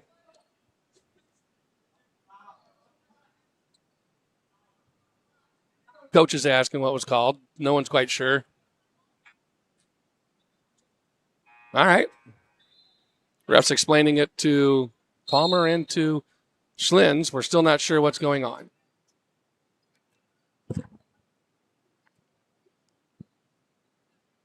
All right, don't know really what happened there. Did she smack the ball down after the shot or something? I don't know, but it was just a warning. 3:04 left in the third quarter. Gales have the ball. Here's Palmer. Gives it to Schlin. Schlin down to Lerson, left-hand side. Lerson back up top to Huss. Huss works it down. Three-pointer on the way. It's a bit off to the side. Ball is on the – they're going to call jump on that one. Moorhead had the rebound, and she was tied up by Schlin. So jump ball. Possession arrow is going to be Bulldogs. Andrew's going to come out, and in comes Flaherty. So we got Palmer, Lerson, Flaherty, Huss, and Schlins for the Gaels. Valley brings the ball up, sets up the offense. She's working right in the center. Three-pointer coming from long side out, off the back of the rim, bouncing around. Palmer gets the rebound. Palmer works it across the half-court line. She's coming down to the free throw line, gives it to Huss, top of the key. Huss over to Palmer, working the left-hand side. She's coming back to center. Goes left again. In the lane, back out. Passes, right in between Flaherty and Huss. I think that was a miscue. No one knew who it was going to. Two girls were basically passing, and it went right between them. So turnover, unforced. Gales lose the ball. Here come the Bulldogs. Down by 14, 36-22, 2:17 left in the corner. Valley gets the ball to Helskow right at the free throw line. She's going to try and move inside. Flaherty's there to set it up. Nice defensive set by Flaherty. She interrupted the shot. Rebounded by Palmer, who brings the crawl across half court, sets up the offense to Schlin, right-hand side. Thought about the three, decided not to. Lerson back to Palmer. Palmer on the left-hand side. Worked down baseline. She got through a couple. Comes up underneath. Nice little underhand scoop to go up and in. 38-22. 16-point lead for the Gaels. Valley has the ball. Sitting at the logo. Gives it over there on the left-hand side now to Albers. Albers works towards center. To Helskow. Helskow works it into the lane. Again, nice set by Palmer. Palmer got in the way of her little shot on that one. Missed it, and Palmer got the rebound. She brings it up court quick. Gets it to Lerson. Left-hand side. Back up top of the key to Huss. Wide open three-pointer on the way. In and out. No good. Palmer got the rebound. She's going to go, dribbles it out of the lane. Gives it to Schlin. Schlin's on the right-hand side three-pointer. No way. Valley made the rebound on that one. She brings the ball down. Minute left here in the third quarter as Valley has the ball. She works all the way down, comes into the lane against Flaherty. Floating shot, no good. She gets her own rebound, throws it out to Helskow. It's on the ground. They're going to call a reach on Abby. Huss is going to get the rebound, the foul, and that's going to be a shooting foul because that's number 5 now. So going to the line should be Helskow on that one, I believe. Helskow, 32% shooter, but she's 2 for 2 tonight. Should be putting in 2 shots here. 57 seconds left in the quarter. First shot is up and good. I want to thank Riley Armstrong Plumbing and Heating. Since 1989, they have specialized in new construction, remodeling, and repair in Fort Dodge area and across Iowa. Their fully licensed crew is prepared to tackle any plumbing and heating job that is thrown their way. They offer free estimates and inexpensive service calls. Second shot is up, and it's good. And that's who the other truck was. They're right by each other, even here in my on the ads. Jaden Electric and Riley Plumbing. We're both right there at the corner for me. I remembered. Feel better about myself now. All right. Both shots made. Gaels up 38-24, 14-point lead. Flaherty has the ball. Left alone, right-hand side. gives it to Lurson. Lurson off top of the key, gives it to Maggie down in the corner. Flaherty passes it outside to Palmer. Palmer comes in for the shot, and she's going to be hacked by Valley on that one. Shot was no good, but she gets to go to the line shooting 2. So that's going to be Valley's second penalty, I believe. Second foul, yep. And going to the line is Huss, or pardon me, not Huss, Palmer. And Palmer's a 63% free throw shooter. And she goes for her first shot. It's up and no good off the back of the rim. We want to thank CJ Bio America. CJ Bio is a global leader in animal nutrition and health, and they are looking for motivated and talented individuals to join their growing team. If you're looking for competitive pay, amazing benefits, second shot is up and good, and being valued in the workplace, apply today at CJ Bio America's Facebook page, Equal Opportunity Employer. Gaels up 39-24, lead by 15. Valley has the ball, setting up the offense. Jade Rock is in the game now, so we got Rock, Lurson, Flaherty, Palmer, and Horn. Pass was just crazy. Didn't go to anybody but right to Rock. So Rock gets the interception. I'm going to call on that one. And they're going to give the ball to Palmer. 21 seconds left in the quarters. Palmer's setting up for last shot. She works down the baseline, right-hand side. Brings it back up top. Center to Rock, over to Lurson. Lurson bounce pass into Flaherty. Flaherty puts the ball down, gives it to Rock. Back up top. Over in the right-hand corner to Palmer. Palmer tries to drive in. She does. Floater up, no good. Rebound goes to Horn. Shot is up, no good. 1 second left. Here comes Valley. Didn't. She's going to go ahead and hold it, and that's going to be the end of the third quarter. This is Gael basketball. The Gaels lead 39-24. This is, like I said, Gael basketball here on Sunny 99.7, yourfortdodge.com. Big news! Fort and Schlegel CPA is now Trailhead CPAs and Advisors. While our name has changed, our commitment to being your trusted advisor remains the same. We're still focused on you and your business, not just handling accounting tasks, but guiding your financial journey with expert advice and real-time solutions. Visit us at facebook.com/MWAG Advisors. From the heartbeat of local radio to cutting-edge digital campaigns, Connoisseur Media connects communities like no one else.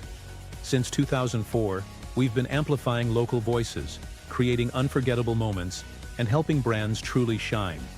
Whether it's radio advertising, digital marketing, or video content, we build connections that matter. Ready to engage your audience? Visit connoisseurmedia.com today or call us at 955-5656.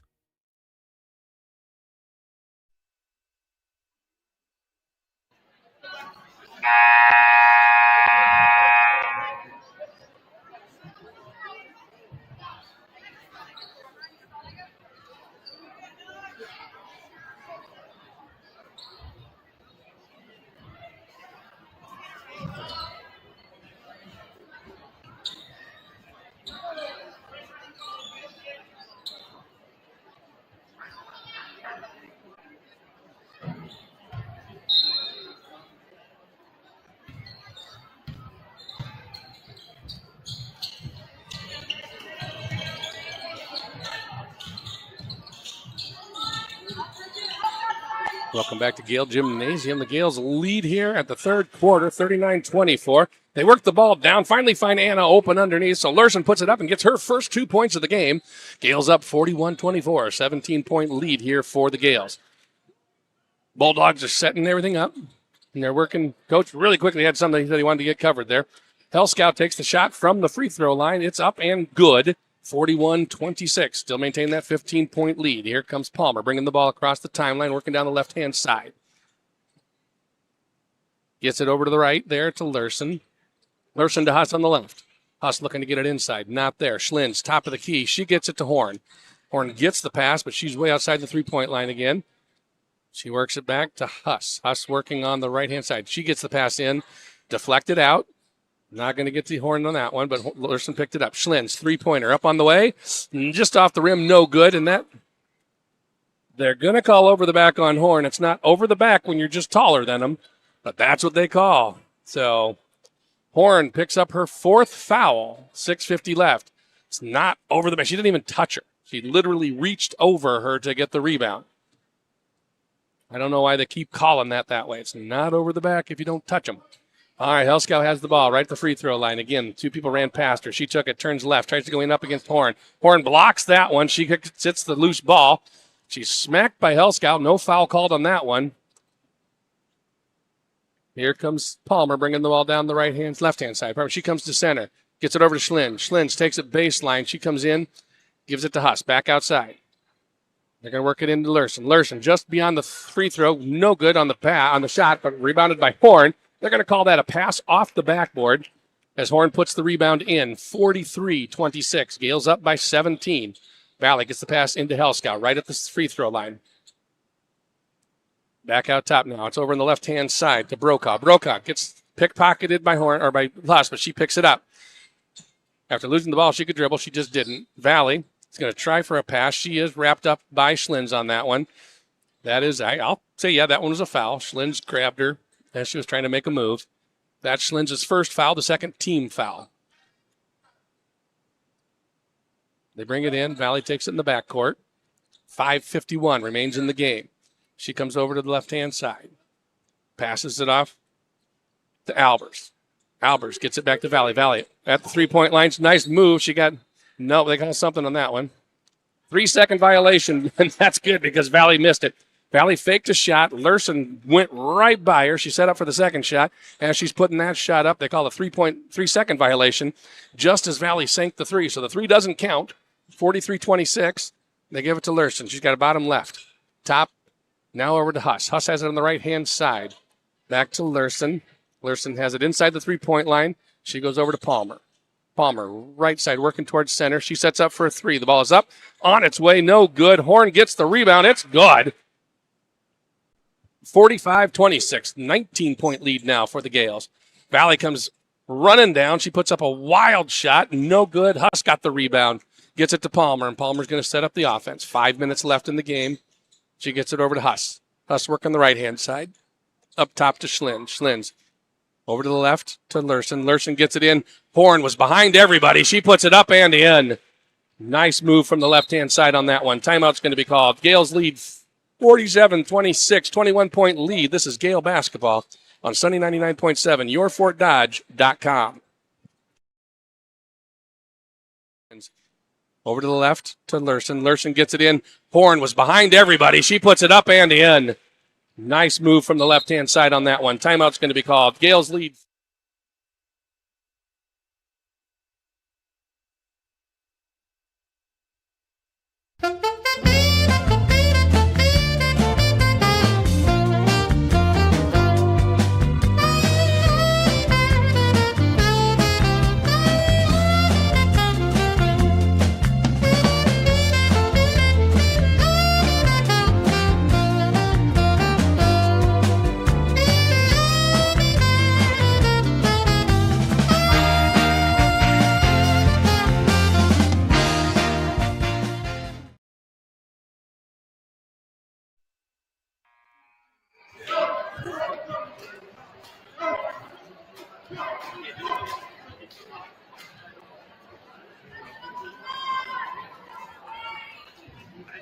Welcome back, Gael fans. Here we are, 4:48 remaining in the game.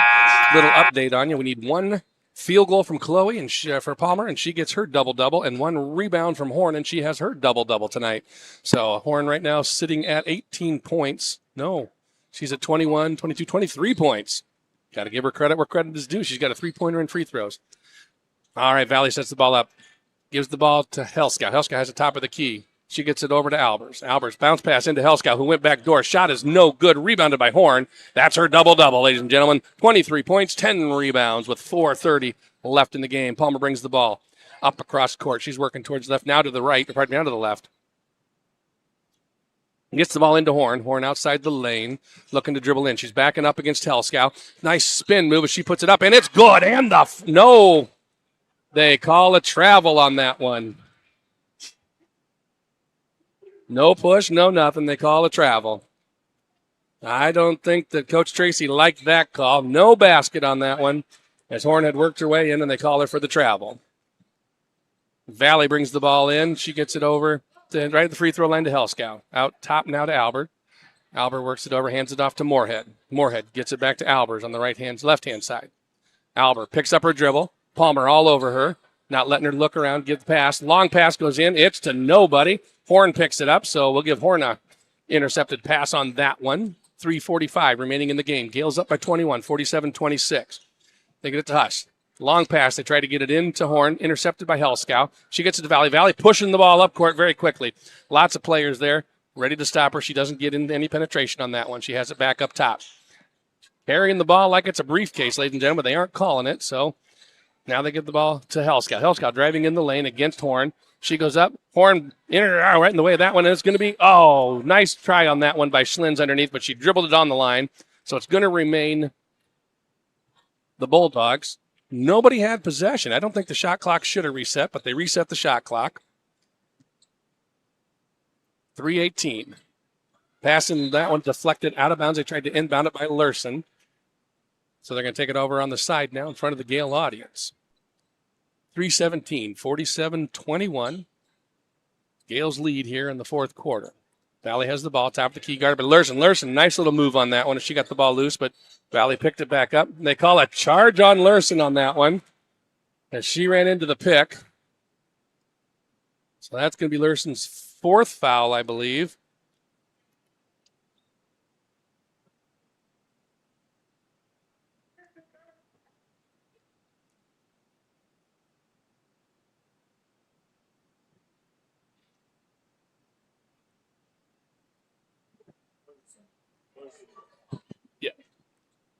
Yep, that's her fourth foul. They get the ball in. So Bulldogs have the ball. They work it back up with Valley. She comes across the timeline. She gets it to Helskow. Helskow at the free throw line. Tries to drive in against Horn. She does. Tries a shot blocked by Horn, out of bounds. They say tipped off a Horn, which is true. She blocked it, went out on her. So still Bulldog basketball. Another block by Horn. Gales still lead, 47-26. We've had a long time before anybody's had a bucket here. Inbound pass. They get it in to Helskow. Helskow against Horn. Horn interrupted that pass. It does not go, and she gets the rebound. Here comes Palmer. Remember, Palmer needs one more bucket for her double-double. She dribbles over to the left, comes down baseline, works it back outside. Tries some penetration. It wasn't there. Three-pointer. Long one on the way by Huss. Off the back of the rim, rebounded by Helskow. They get the ball to Valley, and she's going to work up the right-hand side. Lurson keeps any penetration from happening on that one. She can't get in. She doesn't want to try and draw the foul on there. Helskow has it at the free throw line. She drives down lane. Jumper up. No good. Rebounded by Palmer. Ball is loose, and Huss gets the ball. No fouls called. As they say, we're just fighting for the rebound. I go ahead and let them play. That's fine, but call it both sides on those. And there's always that person in the audience. Call it both ways. Well, tonight that was me. All right.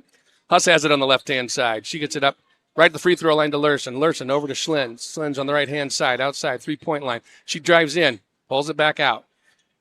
Over to Schlins on the left-hand side. She goes, tries to get the ball into Horn, out of bounds on the Bulldogs. Gales maintain possession. Only 5 on the shot clock. They got to be cognizant of the time here, folks. Horn blows. We're going to have substitution coming in. Out goes Brokaw, in comes Sweeter. So Palmer bringing the ball in here. Remember, we've only got 5 seconds. They got to keep track of that time clock. Over to Lurson. You got to get that shot up. And no, that's in that bad pass to the inside, picked off by the Bulldogs. Quickly down into the lane comes Valley, and they're going to call travel on that one as she took a couple too many steps. That's a turnover. 47-21. We have gone a long time. This is a basket drought. Haven't seen a basket probably in 3 minutes. I don't know 100% on this one, but I'd like to see the stat on that. My statistician doesn't keep that record, and I don't blame him. That's a lot to keep track of. All right, so Palmer has it. Left-hand side, gives it to Schlins. Over on the right, she goes nice pass into Chloe. Chloe Palmer, little fadeaway, no good, but they get a foul on that one. And the foul's going to be on Helskow.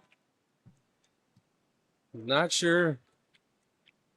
I didn't think she was even in on that play. I thought that one would have been Valley, but it was Helskow. And that's Helskow's third foul. That is the first team foul against the Bulldogs with 1:27 left. They go a long time without fouls, he says sarcastically. First shot is up and no good. Lines up her second shot. That one's good, ladies and gentlemen. 48-26. Finally, somebody hath broken the drought. And that is her double-double as she now has 10 points and 10 rebounds. All right. So the ball gets to, who'd that one get to? Oh, Hellscout. She tried to travel baseline. She slips, falls down. Wild pass. Deflected by Lurson, picked up by Valley. Valley works in. Not there. Hellscout on the outside, right side, off of the board. Missed it, but she gets her own rebound. She's back down baseline. Gets the ball to Valley. Valley works it up towards center. Pick set. Lurson works around the pick. Now it's to Sweeter. Sweeter has the ball. She comes in towards the lane, up against Schlins. Back out to Valley. Valley driving into the lane. What do they call on that one? Going to be against the Gaels. It's going underneath. And that's going to be against Huss. And they're going to call her with the push. So 4 fouls for the Gaels. 14 fouls this quarter for the Gaels. 1 for the Bulldogs. 45 seconds remaining. 48-26. Girls are going to win tonight. Just a matter of by how much here as the time goes out on the clock. Sweeter got the ball on the inbound pass. Passes it off to Valley. Valley works it in. Tries the shot off of the free throw line. No good. Out of bounds on the rebound off of Horn. So maintained possession is still going to be, they reset the shot clock again. That shouldn't be reset. Nobody got control of the ball. I don't know who's working the shot clock down there. I'm going to have to talk to them between the games here. All right. Valley has the ball on the outside. 33 on the shot clock. No, I don't think there's any difference between the two. So 30 seconds left in the game. Hellscout has it against Horn. She's coming in from the three-point line. As she picks up the ball, she's now in the lane for a lot of seconds. Doesn't get called. Missed shot, rebounded by Palmer. 16 seconds remaining. Girls are going to cruise to victory. My guess is they're going to hold the ball and not score here. So 48-26, we're going to call. The girls are going to win tonight. Palmer and Horn both pick up double-doubles again. Kind of just what they do. So congratulations to the girls as they're going to move to 12-4 on the season. Again, just setting pace. Is it 12-4 or is it 13-4 now? I'm going to have to double-check that one. Folks, I apologize. I'm not doing exactly the best here in terms of making sure everybody knows what's going on. And I can't seem to find the stat here. Oh, well. I'll find it and let you know here in just a sec. I don't know where I'm going to find it. They don't want to tell me. Yeah, 12-4. They go to 12-4 tonight. No, 13-4. No, 12-4. Okay, I finally figured it out. They went to 12-4. Ladies and gentlemen, girls win 48-26. This is Lance Lennon bringing you Gale basketball here on Sunny 99.7, yourfortdodge.com.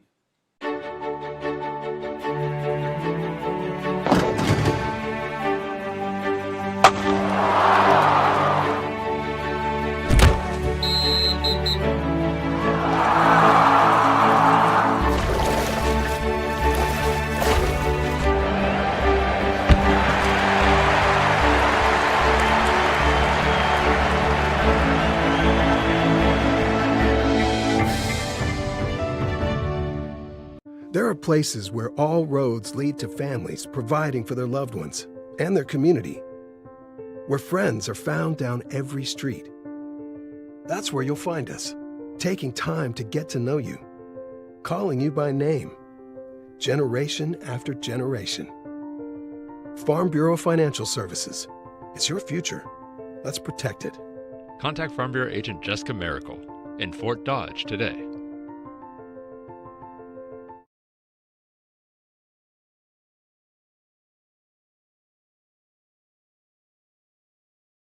Big news! Fort and Schlegel CPA is now Trailhead CPAs and Advisors. While our name has changed, our commitment to being your trusted advisor remains the same. We're still focused on you and your business, not just handling accounting tasks, but guiding your financial journey with expert advice and real-time solutions. Visit us at facebook.com/MWAG Advisors. From the heartbeat of local radio to cutting-edge digital campaigns, Connoisseur Media connects communities like no one else. Since 2004, we've been amplifying local voices, creating unforgettable moments, and helping brands truly shine. Whether it's radio advertising, digital marketing, or video content, we build connections that matter. Ready to engage your audience? Visit connoisseurmedia.com today or call us at 955-5656.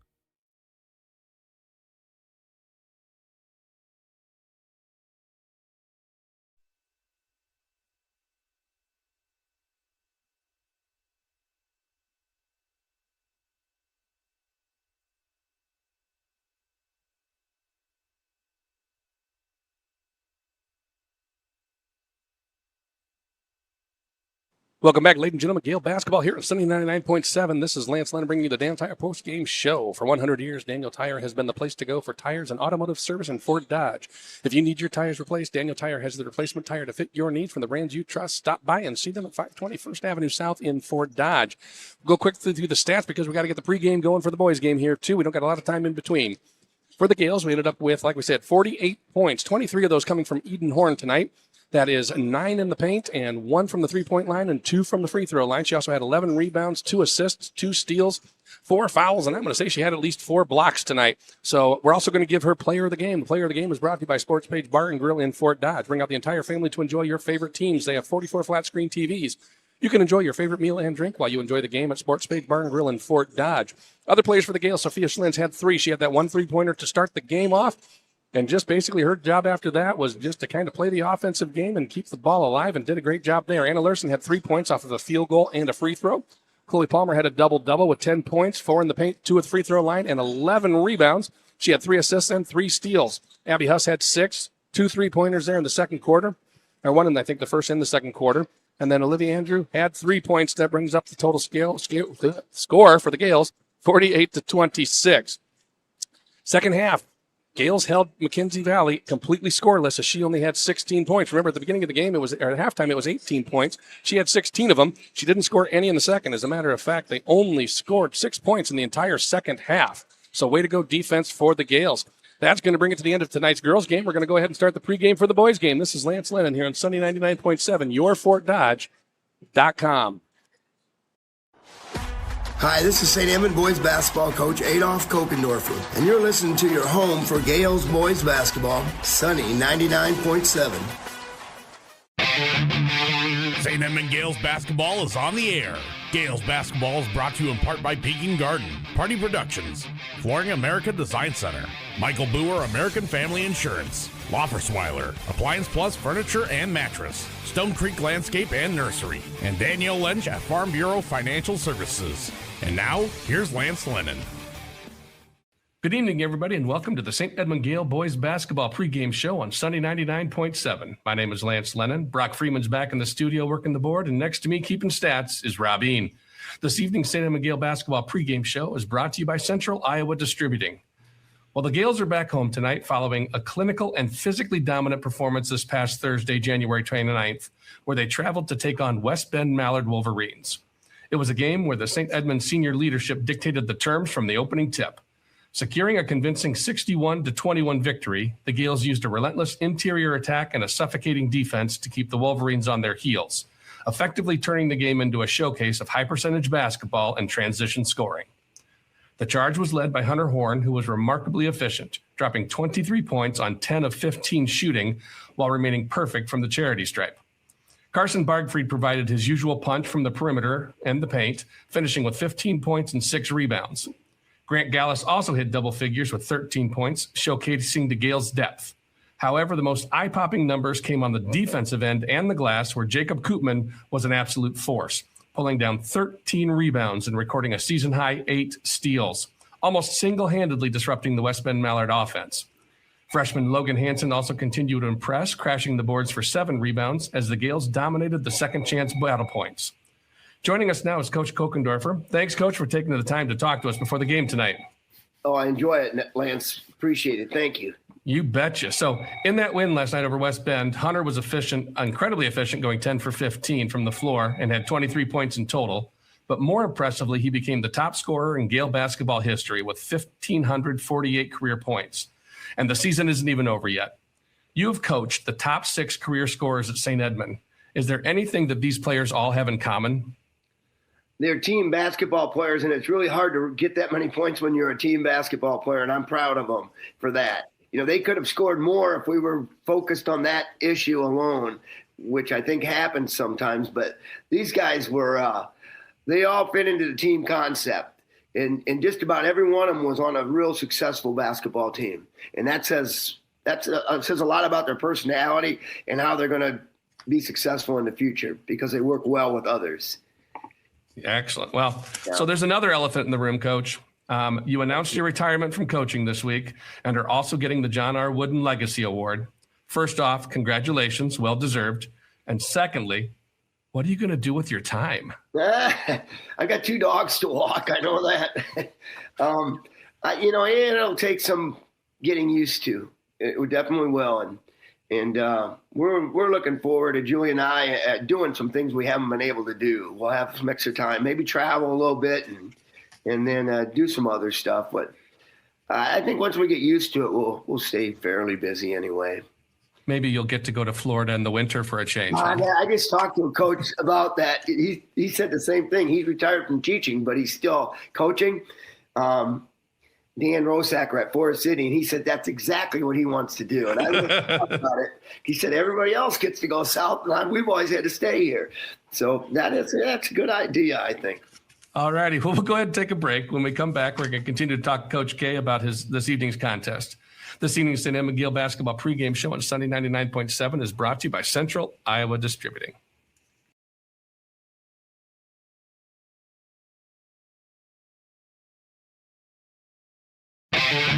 St. Edmond Gaels basketball is on the air. Gaels basketball is brought to you in part by CJ Bio of America, Plum Supply Kitchens and Bath, Fort Dodge Fiber, Jaden Electric, Riley Armstrong Plumbing and Heating, Sports Page Bar and Grill, Lindsay Simpson American Family Insurance, and Community Health Center. Once again, here's Lance Lennon. Welcome back, everybody, to the St. Edmond Gael basketball pregame show on Sunny 99.7. This evening, the St. Edmond Gaels are prepared for a high-stakes North Central Conference battle as they play the Bulldogs of Hampton, Dumont, Cal. Last time these two met was December 19th in Hampton, and the Gaels came out on top 59-38. This evening's pregame show is brought to you by Central Iowa Distributing. So the Gaels enter tonight's contest with their senior core playing some of the most efficient basketball in the state. Hunter Horn remains the focal point, averaging a massive 26.3 points per game on 57% shooting. He is flanked by Jacob Koopman, who's not only scoring efficiently, but mirrors Horn on the glass, as both seniors are hauling in exactly 8.9 rebounds per contest. On the perimeter, Carson Bargfried continues to be a flamethrower, averaging nearly 14 points while shooting 37.5% from behind the arc. And the engine of this team continues to be Jack McElroy, whose 4.2 assist-to-turnover ratio and 6.1 assists per game keep that high-powered offense moving like a well-oiled machine. The Hampton Dumont Cal Bulldogs bring another player with a lot of talent into the conference this week tonight against St. Edmond, and that's Brady Haar. Haar is a stat sheet stuffer, averaging nearly 20 points and a staggering 14.1 rebounds per game, including over 5 on the offensive glass. He's truly a versatile threat who also leads his team in assists at nearly 5 a night. He's supported by Caden Woods, a highly efficient finisher, shooting over 60% from the floor. And then there's Tremaine Horton, who provides additional support in his scoring punch. The Bulldogs are a physical, veteran-led group that thrive when they get control in the paint and dominate the rebounding battle. For the Gaels to be successful tonight, they have to solve the problem of Brady Haar. While Horn and Koopman have the size to match up, they must be disciplined on the defensive glass to prevent Haar from getting second and third opportunities.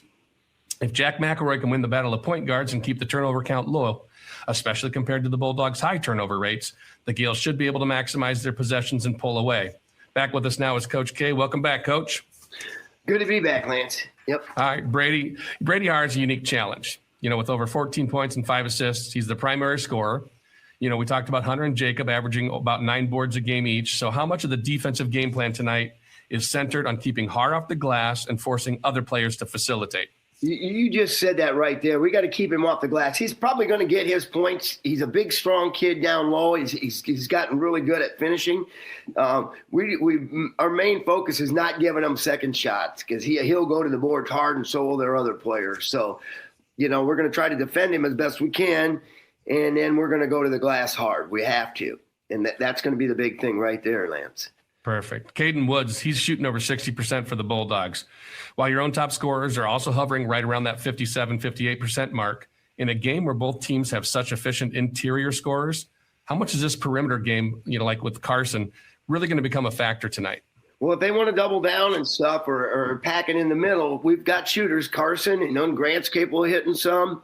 And, we can bring in Ty Miracle and, Jacob Cook can step it out there. And we definitely got some guys that can knock it down out there. So if they have to, we can counter with that.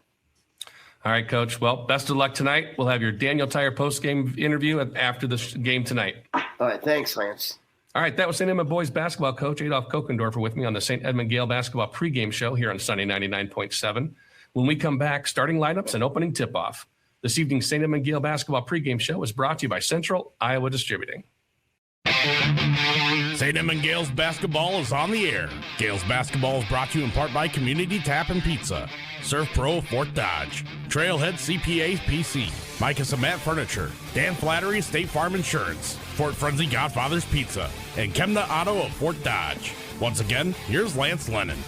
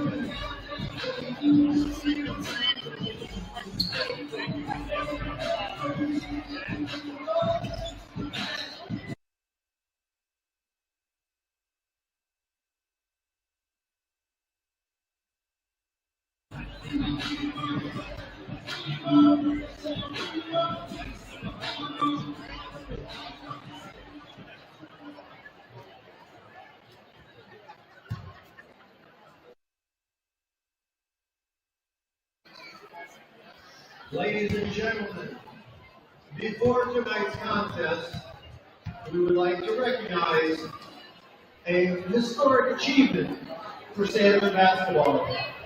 Last night, Hunter Horn became the all-time leading scorer in St. Edmund boys basketball history. Welcome back, ladies and gentlemen, to the second half of our doubleheader against the Hampton Dumont Bulldogs and your St. Edmund Gaels. Tonight's pregame show is brought to you by Central Iowa Distributing. Businesses get your custodial supplies and equipment, including cleaning chemicals, paper products, vacuums, and floor scrubbers from Central Iowa Distributing, serving Fort Dodge for over 20 years. If you're listening online tonight, we want to say thank you to Michelin State Farm Insurance in Fort Dodge. Contact Mitch at 515-576-4171 today for life. Home, business, and auto insurance. Mitch can also help you regarding mutual funds, investments, and annuities. Get a free quote. Also, check out the website, golun.com. That's Lun with 2 N's today. This evening's game can be found on FortDodge.com, Alexa, TuneIn app, and iHeartRadio. Right now, they are congratulating Hunter Horn. He is the career leading scorer for the Gaels with 1,586 points. As he took over for Andy Gibb, and right behind him was I know the name and I can't think of it. I'll be back to that one. It's going to be one of those. It's going to kill me until I think of the name. I apologize. Anyway, he went on to play basketball at Briarcliff. He's an attorney here in town. I know everything about him except his name right now. I apologize. Anyway, congratulations, Hunter, on that one. Folks, if you are watching online or watching the YouTubes and on the interwebs watching the game, remember that is brought to you by a video presentation sponsor, Trailhead CPA PCs. They can help you with all your financial needs. Also, the scoreboard product is brought to you by Custerson Realty. They want to be your first and last call for your realty needs. And the player spotlight tonight, brought to you by Farm Bureau insurance agent Jessica Miracle, is Logan Hansen. Logan is a freshman. His favorite teacher is Mr. Zock. His favorite food is chicken. His favorite TV show is Landman. His favorite music is country, and his biggest supporter are his parents. And I asked him also who his favorite radio announcer was, and he said Lance Lennon. It's amazing how they all like me that much, but they do. All righty. So that is our introduction stuff, we're going to have our starting lineups, and they're going to be brought to you by Kingsgate Insurance. They design insurance and solutions specifically for you. Working with you, they will identify solutions that protect you against risk, suit your budget, and give you peace of mind. That's how you can expect to be treated when you work with Kingsgate Insurance downtown in Fort Dodge. So let's get to our starting lineups tonight for the Bulldogs, who are 5-10 on the season. They will start with the usual suspects for them. Number 0, Tremaine Horton, a junior guard at 6 foot tall. A senior guard wearing number 1, a 6'2" guard, like I said, Aiden Keene. Wearing number 2, Caden Woods, a senior forward at 6'1". Number 5, Hunter Reichen, a junior guard at 5'9". And 34, standing 6'8", a senior forward, Brady Haar. 6'8" is not height we haven't seen a lot this year. Definitely going to be a challenge for Horn and Jacob on the boards for this one. The Bulldogs are coached by Matt Lukenvitz, assisted by David Arana. So 5-10 Bulldogs come into the Gale Arena tonight against our Gales, and our Gales starting lineup. Gales tonight are coming in here 14-2. The usual suspects as starting lineup for this one. Number 5, Jacob Koopman, one of the co-captains, senior forward guard at 6'2". Number 10, another co-captain, Jack McElroy, senior guard at 6 foot. Wearing number 12, senior guard, standing 6'1", Grant Gaels. Co-captain, number 34, senior forward, standing 6'5", Hunter Horn. That is also the career scoring leader for the Gales right now. And wearing number 42, a guard, standing 6'2", senior, Carson Bargfried. The Gales are coached by Adolf Kokendorfer, assisted by Pat O'Rourke and Mitchell Rasmussen. Remember, we talked in the pregame show. Adolf Kokendorfer is going to be awarded the James Woodson Award. For those of you who often ask, what is that person? Who is he? I don't know who he is. Even I know sports people. This guy, James Woodson, he coached the UCLA Bruins from the mid-'60s to the mid-'70s. And over a 12-year period, he had 10 NCAA championships, including 7 consecutive championships. And really is kind of the king of using the backboard. He kind of pioneered the whole idea of using the backboard on shots. So the James Woodson is an incredible award to be given to coach, who is also, as we said, retiring after this year. So a lot of news. I missed one day. And look at all the stuff that happens. So the opening tip-off tonight is going to be brought to you by North Central Occupational Medicine and Walk-In Clinic. Get immediate help regarding illness, physicals, workers' comp injuries, and drug screens, cosmetic Botox injections, and weight loss management. They are your walk-in clinic north of the fire station in Fort Dodge. We're getting ready here for the jump ball, and it's going to be 34 versus 34. Brady Haar for the Bulldogs and Hunter Horn. And, you know, you look at Hunter and you think, that's a tall fella. And then you look at Brady standing next to him and you go, holy cow, that's a tall fella. So we'll see if he can jump, though. And no, Horn gets the jump ball on that one as he clearly out-jumped Haar. So the Gales have the ball to start it off. Quickly, the ball gets down to the right-hand corner to Horn. Gives it to Bargfried. Nice little give back to Horn. Just inside the three-point line. Up and good. Nothing but net on the first shot as the Gales lead 2-0. Bringing the crawl across the timeline is Horton. Horton guarded by McElroy. Guarding him closely and tightly. Not giving him any room as he's trying to go baseline. Horn lets him go all the way. Pardon me. McElroy let him go. Oh, errant pass. Gets to Bargfried. Bargfried gives the ball to Horn. Horn brings it in for the layup. Misses it. Haar got the rebound. He goes outlet. Quick pass to Woods. Woods got Koopman off of his feet, missed the shot, but Haar came in right behind him and tipped it in. 2-2, 7-19. McElroy has the ball coming up against Horton. He goes all the way in the lane. Floater, no good. Haar with another rebound. He's already got 2 rebounds on the night and 1 tip, so he's got it all going on. Horton has the ball as he's coming up against McElroy, working it towards the center. Pass over into the corner, into the hands of Reichen, back up top to Keene. Keene working the ball now, picks it up, gives it to Woods. Woods tries to work it inside to Haar. Bad pass, hit the backboard. Koopman picks it up. He brings the ball down quickly, gets it underneath to Gaels. Gaels goes up for the shot. It was bounced, and it was almost slightly deflected. Outside to Bargfried. Three-pointer on the way. Bargfried missed. Gaels got the rebound. Nice height on that one. Back to Horn. Horn coming into the lane. Up against Haar. Comes in. Left-handed hook. No good. Rebounded by Keene. Keene gets the ball to Horton. Horton brings the ball quickly up court. He tries to drive into the lane. Outside. Three-point attempt by Reichen. Shot's no good. Horton gets the rebound. He works it inside, and he's deflected from the backside by McElroy. Nice defense on that one as they got it down the court quickly. Koopman has the ball. He works into the lane, gives it up to Horn. Horn on the outside, up to the top of the key to McElroy. McElroy works it into the free throw line, gives it to Bargfried.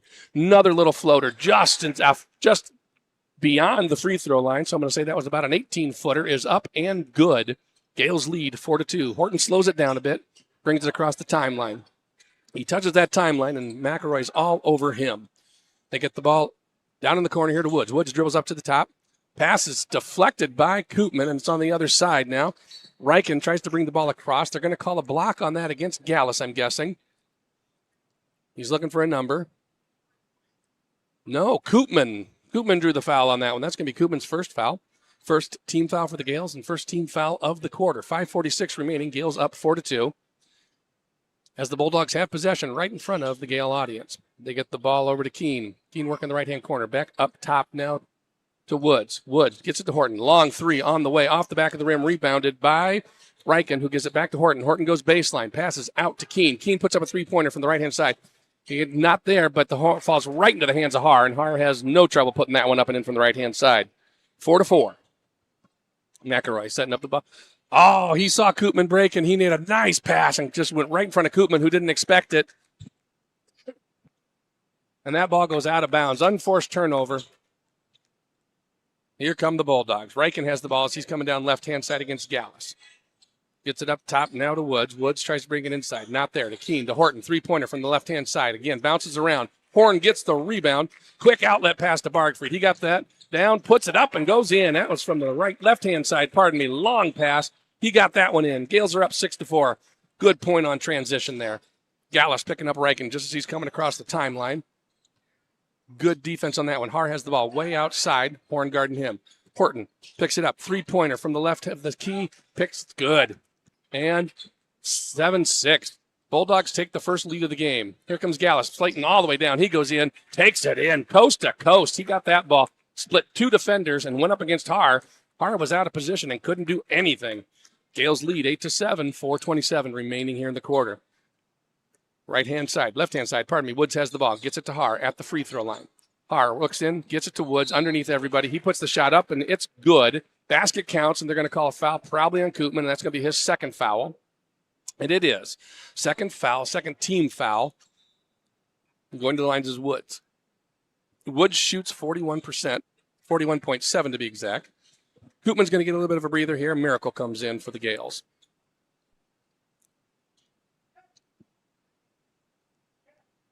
Woods lining up for the old-fashioned three-pointer as the Bulldogs lead 9-8.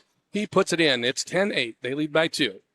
They get the ball to McElroy. McElroy comes up on the left-hand side. He gets the ball to Horn. Horn works it across the center. Over in the corner to Gaels. Gaels throws up a three. Oh, no good. But right behind it was Bargfried. Nice attempt. It missed. Keene got the rebound. He hands it to Horton. Horton bringing the ball up quick. Tries a nice pass, and it goes out of bounds. He didn't touch it. They're going to call it off of Bargfried. Bargfried doesn't argue. He must have touched it. Looked like it went right through his hands. But the pass was just errant. It was to Woods. Woods took off running, and Horton's pass went right out of bounds. Had Bargfried gotten it, that would have been another fast break, 2 points for the Gaels. Horton has the ball. Must have heard a who because he gave it up. Gave the ball over to Sosa's Martinez. Martinez gives it back to Horton. Horton three-pointer from the other same side of the key. And that hits the clock, so that's going to be out of bounds. Gaels get the ball. 3:48. Bulldogs lead 10-8 right now. McElroy has the ball to start the offense for the Gaels as he gets across the Horton. He's picked up by Horton. They get it over to Bargfried, left-hand side. To Horn. Horn comes down inside on Haar. Hook shot, no good. Ball is loose, and it's going to go out of bounds off of Gaels. That was a good attempt at a rebound. Horn tipped it. Gaels barely tried to get a hold of it, tipped it off of his fingers, and it went out of bounds. So another turnover here. The Gaels give the ball to the Bulldogs. 3:30 as the Bulldogs lead 10-8. Martinez brings the ball up across half court.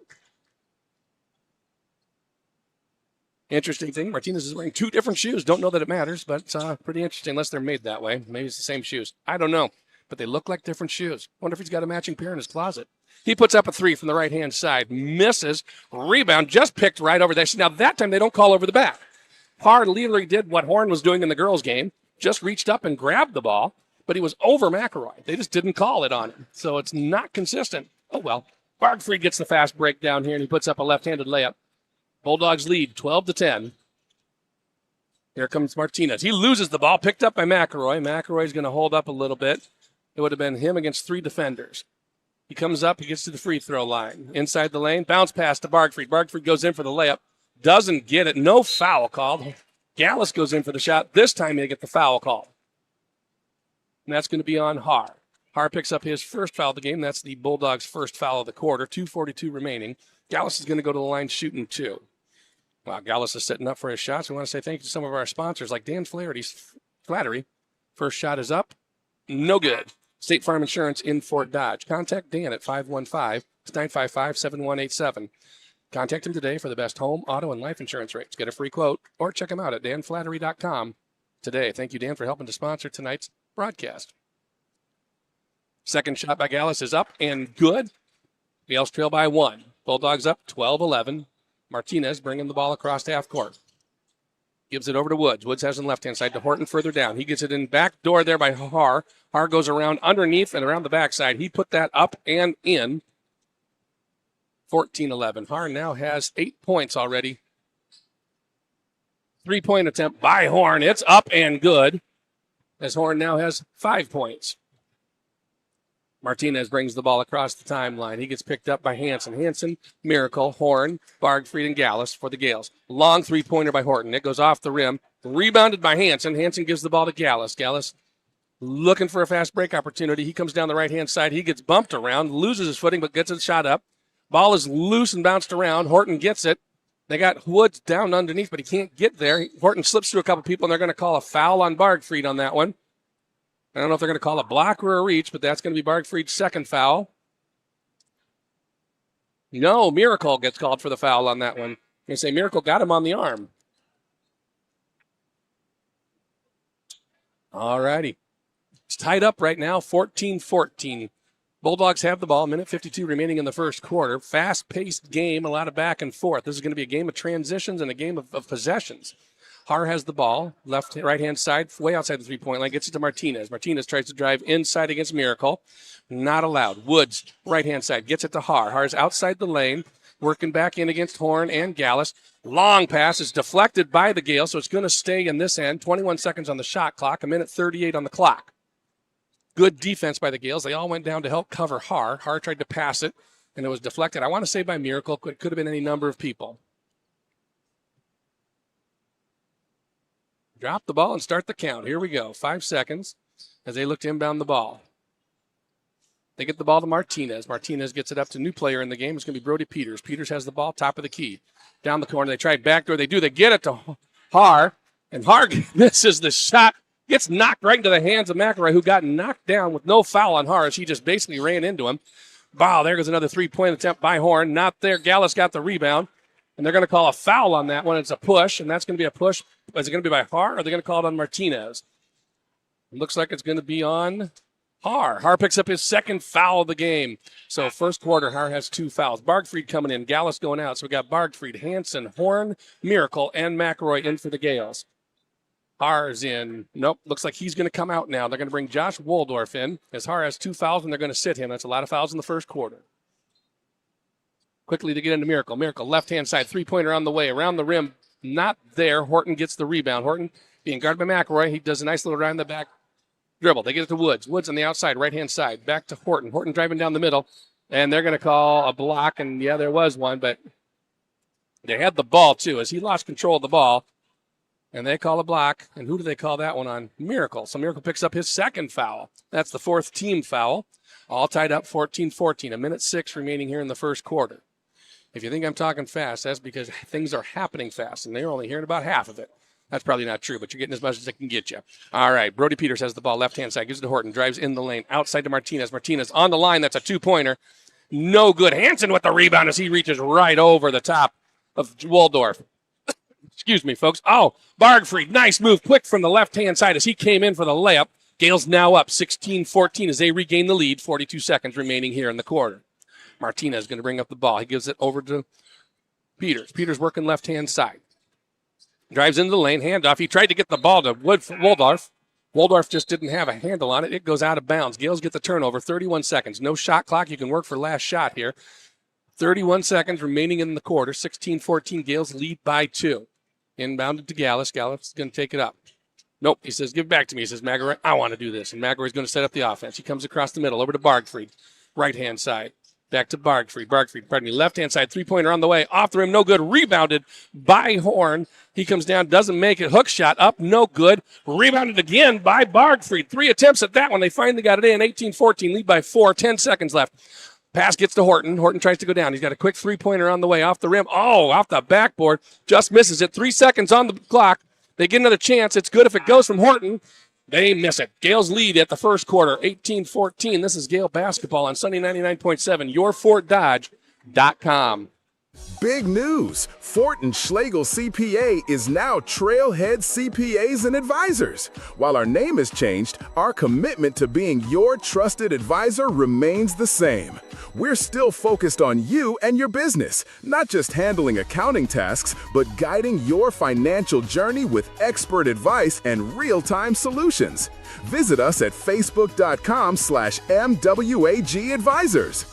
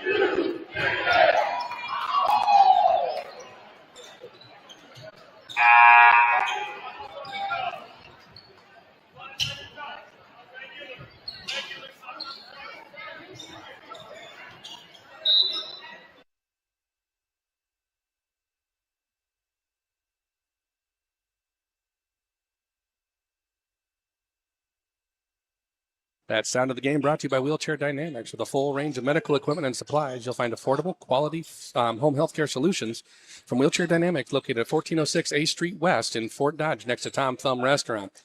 Start the second quarter, the ball in the hands of the Bulldogs. Bulldogs get it underneath to Har. Har had 3 opportunities. He didn't even jump, and he got 2 rebounds and tipped it in.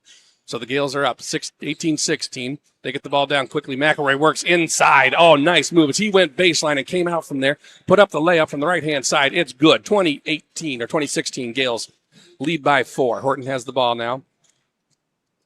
As he's coming up on the left-hand side, guarded closely by McElroy. Back up top now to Caden Woods. He gives it over to Keene. Keene works it down in the corner to Reichen. Reichen gives it to Har on the baseline. All the way up top, and that's going to be over and back, regardless if they touch it or not. Gale ball. As Har had nothing on the baseline, he threw it out, tried to get it to Horton, missed him, and it just went all the way down. Gales are going to get the ball. Gales are going to get the ball underneath their own basket, leading 20-16. A chance to extend the lead to their biggest lead tonight.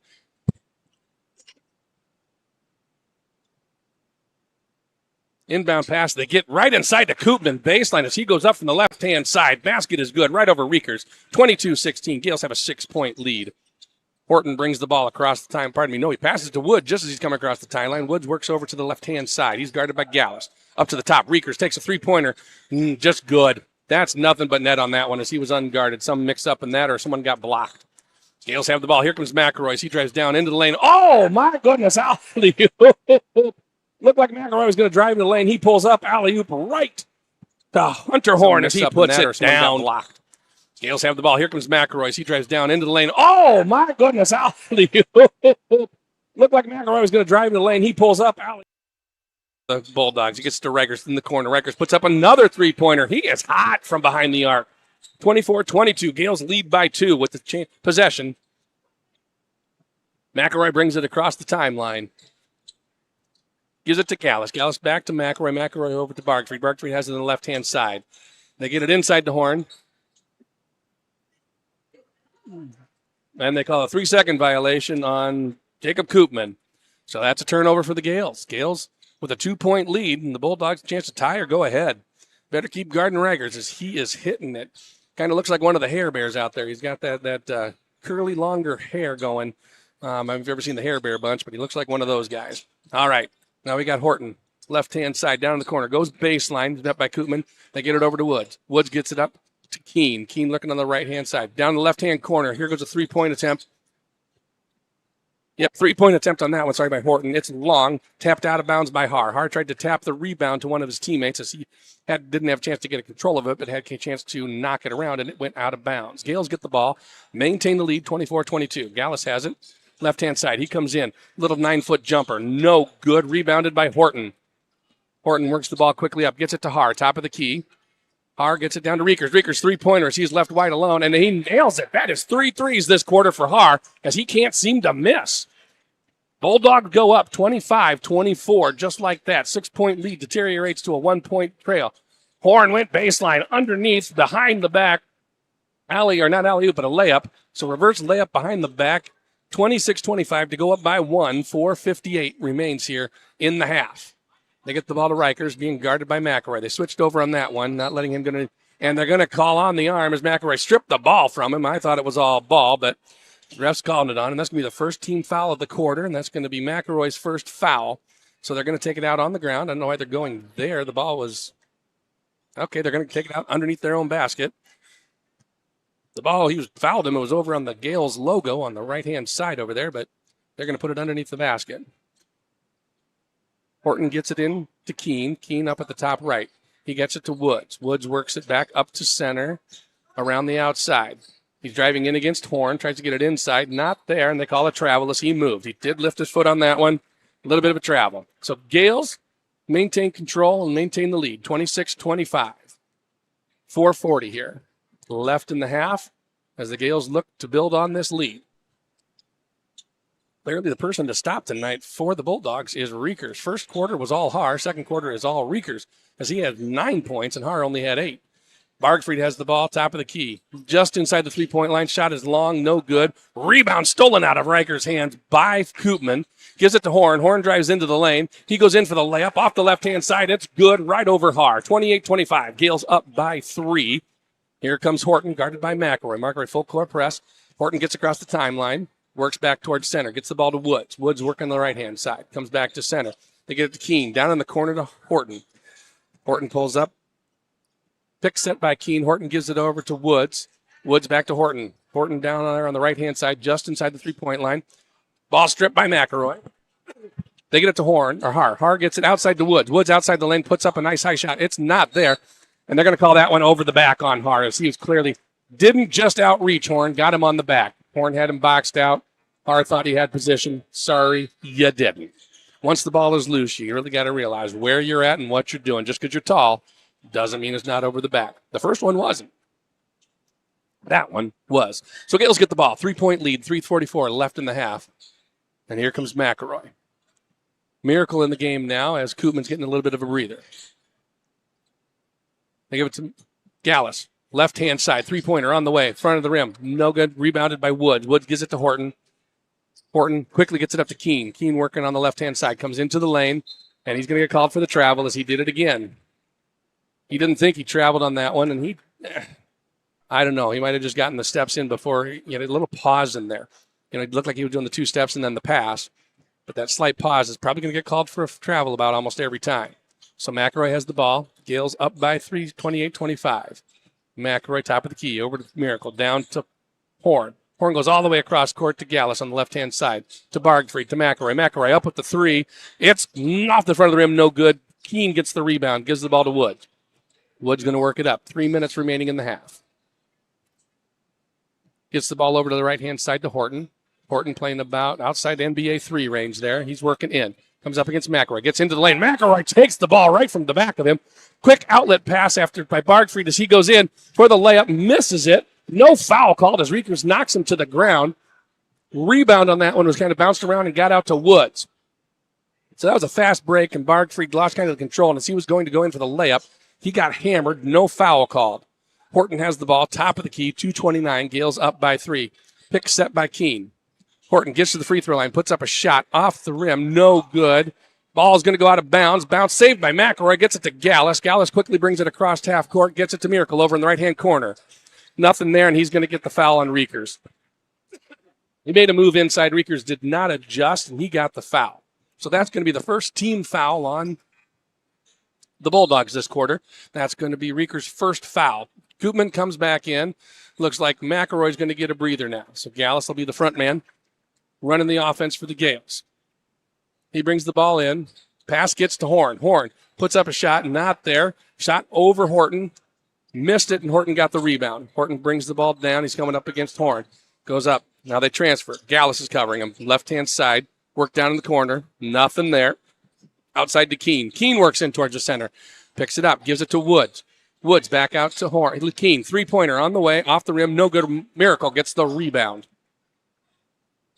They give it to Horn. Horn comes in. Drives into the lane, and it's good. And the basket counts and the foul. That was a nice fast break. Koopman had posted up in the lane and was blocking the other guys out. They saw that Horn was coming in, and one of them tried to break loose, and that was Keene. He didn't have position as Horn went in for the layup, and he fouled him. So that's going to be Keene's first foul, and this is going to be Hunter's attempt here at a free throw for the old-fashioned three-pointer. Koopman comes in, Hansen comes in, Miracle goes out, and Koopman goes out. So I said Hansen and McElroy, not Koopman. Trying to confuse you all out there. You confused yet? I am. It's okay. All right. So Horn with 13 points, a chance to make it 14 as he's putting up his usual numbers tonight from the free throw line or from any line. Shot is up and good. 14 points for Horn. Gaels are now back up by 6, again matching their largest lead of the game. Horton coming down. He's coming on the right-hand side, left-hand side, guarded by McElroy.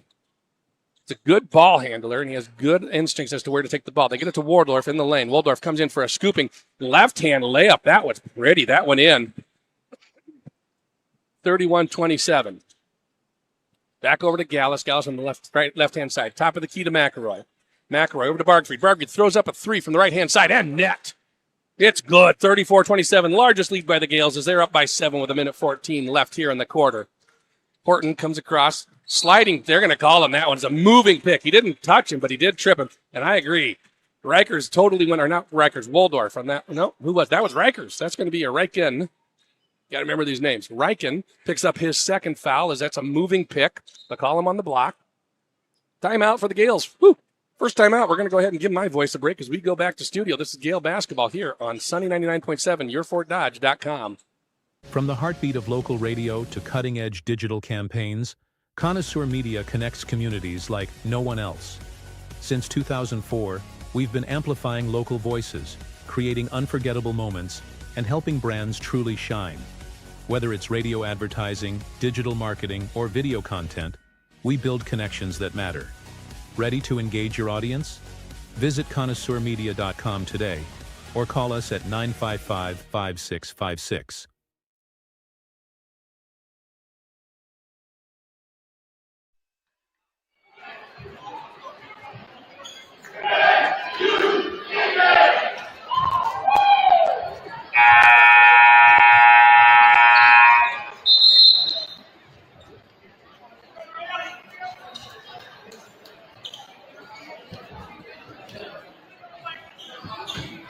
Welcome back, Gael fans. Sorry about the dead air there. We had an emergency on one of the other stations, and everything's okay now. That's not an emergency. Joe just went off the air on 94 with the Fort Dodge game. All right, Gaels have the ball after the timeout. They turn it over. Excuse me. Horton has the ball, and he brings it up court. Gives it to Wood. Wood at the top of the key. New player in the game. Brody Peters is back in the game. He gets the ball over on the right-hand side. They get it back to Horton. Horton working the left-hand side. He comes in. Peter down in the corner. Puts up a three. No good. Gaels gets the rebound.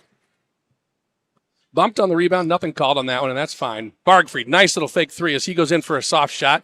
Misses it. Hansen gets the rebound outside to McElroy. Back up to Gaels. Gaels over to Bargfried. Inside the three-point line. 2 shot from 22 feet. Misses it. Ball's loose. McElroy picks it up. Gets it over to Horn. Horn coming against one defender. He gets him to move and puts it up and over.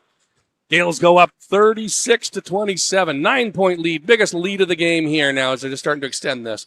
Horn now has 16 points. They get the ball, try to get it inside. They do to Waldorf. Waldorf against Horn. Nothing there. 13 seconds on the clock. Peters tries for another three-pointer. It isn't there. Rebounded by McElroy. Here comes Horn. Nothing on the downside. He goes up for the layup. It's good. Another foul as Waldorf hit him in the back of the head. So he's going to go to the line shooting another old-fashioned three. Gaels now up by 11 as they've gone to a double-digit lead. And Horn has now put in 18 points as he shoots another free throw with an opportunity to make it 19. Not sure how many rebounds he has so far in the game. He's got 4. All right. Kind of waiting on those double-double numbers, seeing when they start to approach. All right, Horn goes to the line, sets up for his shot. Chance at a three, old-fashioned three-pointer. Working the charity stripe. Puts it up, and it's good. He owns that tonight.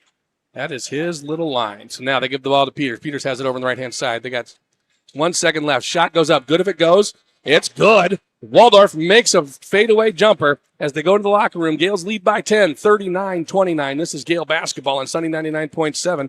Stick around for the halftime show. That's brought to you by Loftusweiler. We'll take a look at first half statistics, and we'll have an interview with CJ Tracy, the girls team tonight, as they won. Loftusweiler is offering professional guidance and personal and specialized attention before, during, and after the loss of a loved one. Their reputation for honesty and integrity is very well known and is their most valuable asset. Going back to studio, this is Lance Lennon with Gale basketball here on Sunny 99.7, yourfortdodge.com. Big news! Fort & Schlegel CPA is now Trailhead CPAs and Advisors. While our name has changed, our commitment to being your trusted advisor remains the same. We're still focused on you and your business, not just handling accounting tasks, but guiding your financial journey with expert advice and real-time solutions. Visit us at facebook.com/MWAG Advisors.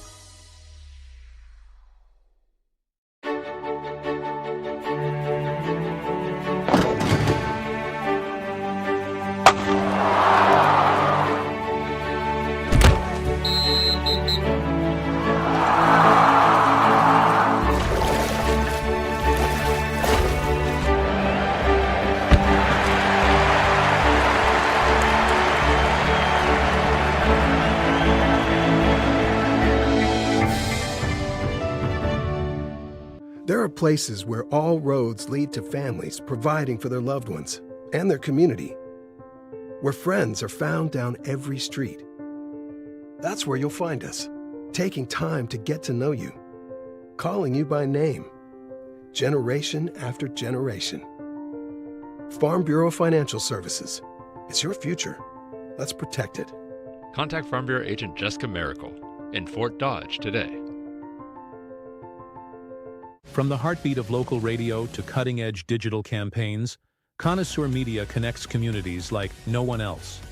Since 2004, we've been amplifying local voices, creating unforgettable moments, and helping brands truly shine. Whether it's radio advertising, digital marketing, or video content, we build connections that matter. Ready to engage your audience? Welcome back, ladies and gentlemen. Gale Visit Gymnasium for our Loftusweiler halftime show. Let's give you some stats from the first half. Let's start with the Bulldogs. Brady Haar is 1 rebound away from a double-double as he has 10 points and 9 rebounds. He's followed by Hunter Ryken, who, as you remember, was hot from that three-point line. He's got 9 points. We've got Josh Wolford for 4 as he made that last-second shot. Otherwise, he would just have the 2. Caden Woods has 3 off of a field goal, followed by a free throw. And then Tremaine Horton has 3. So that's going to give you all 29 of the opponent's points. For the Gales, we have 2 players already in double figures, and that's going to be Carson Bartfried with 13. He's got 1 3-pointer and 5 baskets from the paint, or actually from the field.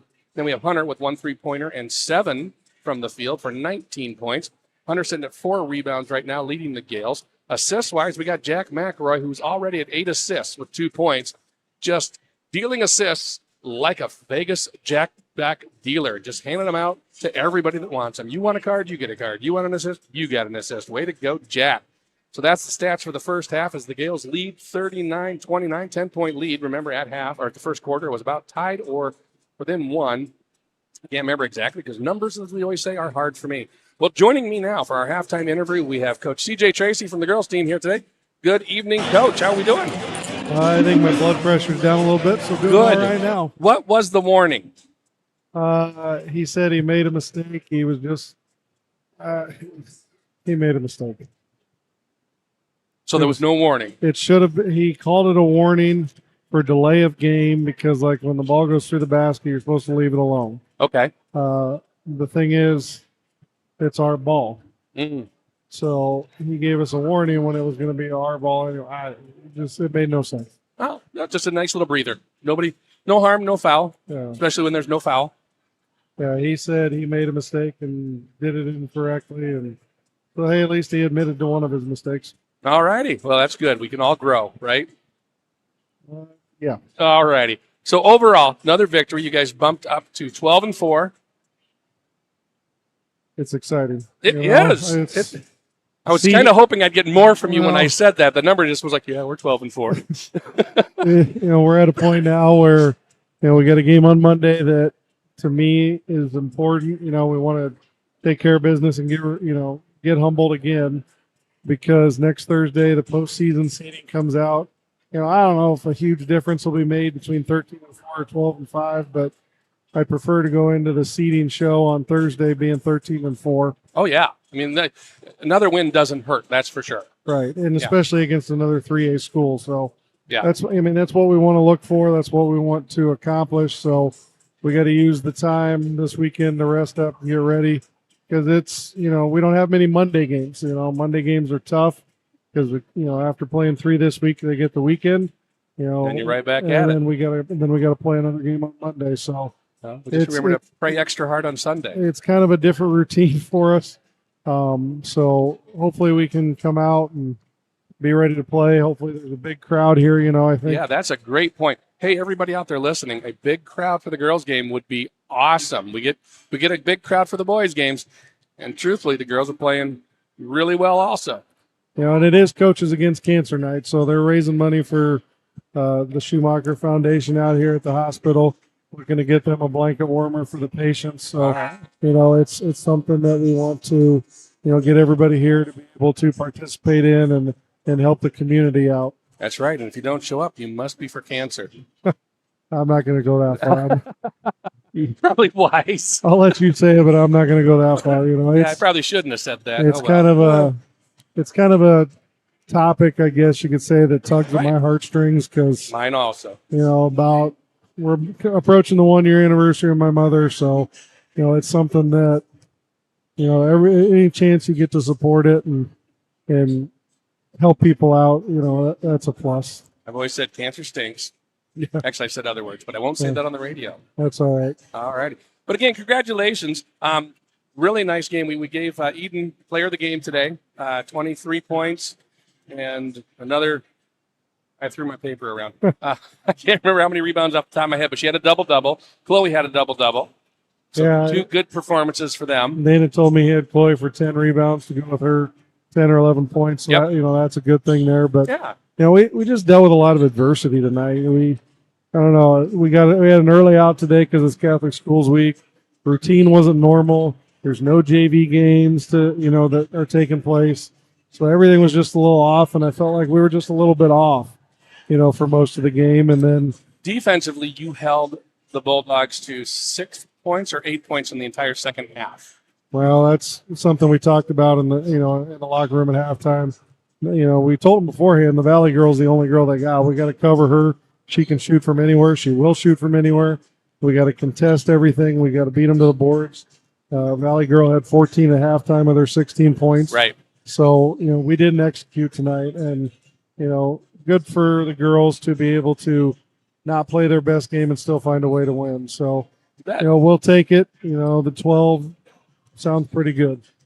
That's a good number. Yes. It's a very good number. 13 may be unlucky, but we'll take it. Oh, we'll take it on Monday for sure. And, all righty. This home cooking's always good for us. And that's how we finish out the season. It is 4 more times, and then hopefully 2 or 3 in the postseason, and we'll be rolling. I'd be happy with that. Less I have to travel, the happier I am.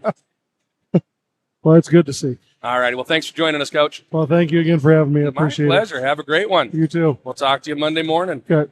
All righty. Coach, folks, that was CJ Tracy, coach of the girls team here, the female Gaels. And we want to thank him for stopping by and saying hello here at the halftime show. Remember that after the game, we'll have the player of the game and the Dan Tire post-game show. We've got a minute and a half here before the game starts. Let's go back to studio, pay a couple more bills. This is Lance Lennon with Gael Basketball on Sunny 99.7, yourfortdodge.com.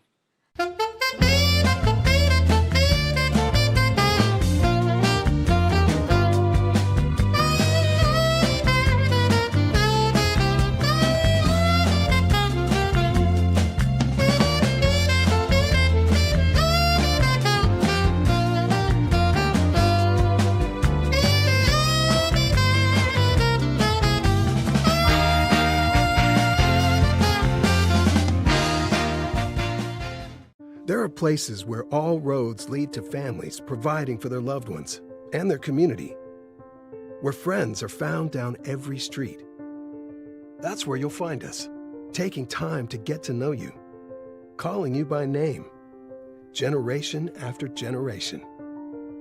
Farm Bureau Financial Services. It's your future. Let's protect it. Contact Farm Bureau agent Jessica Miracle in Fort Dodge today.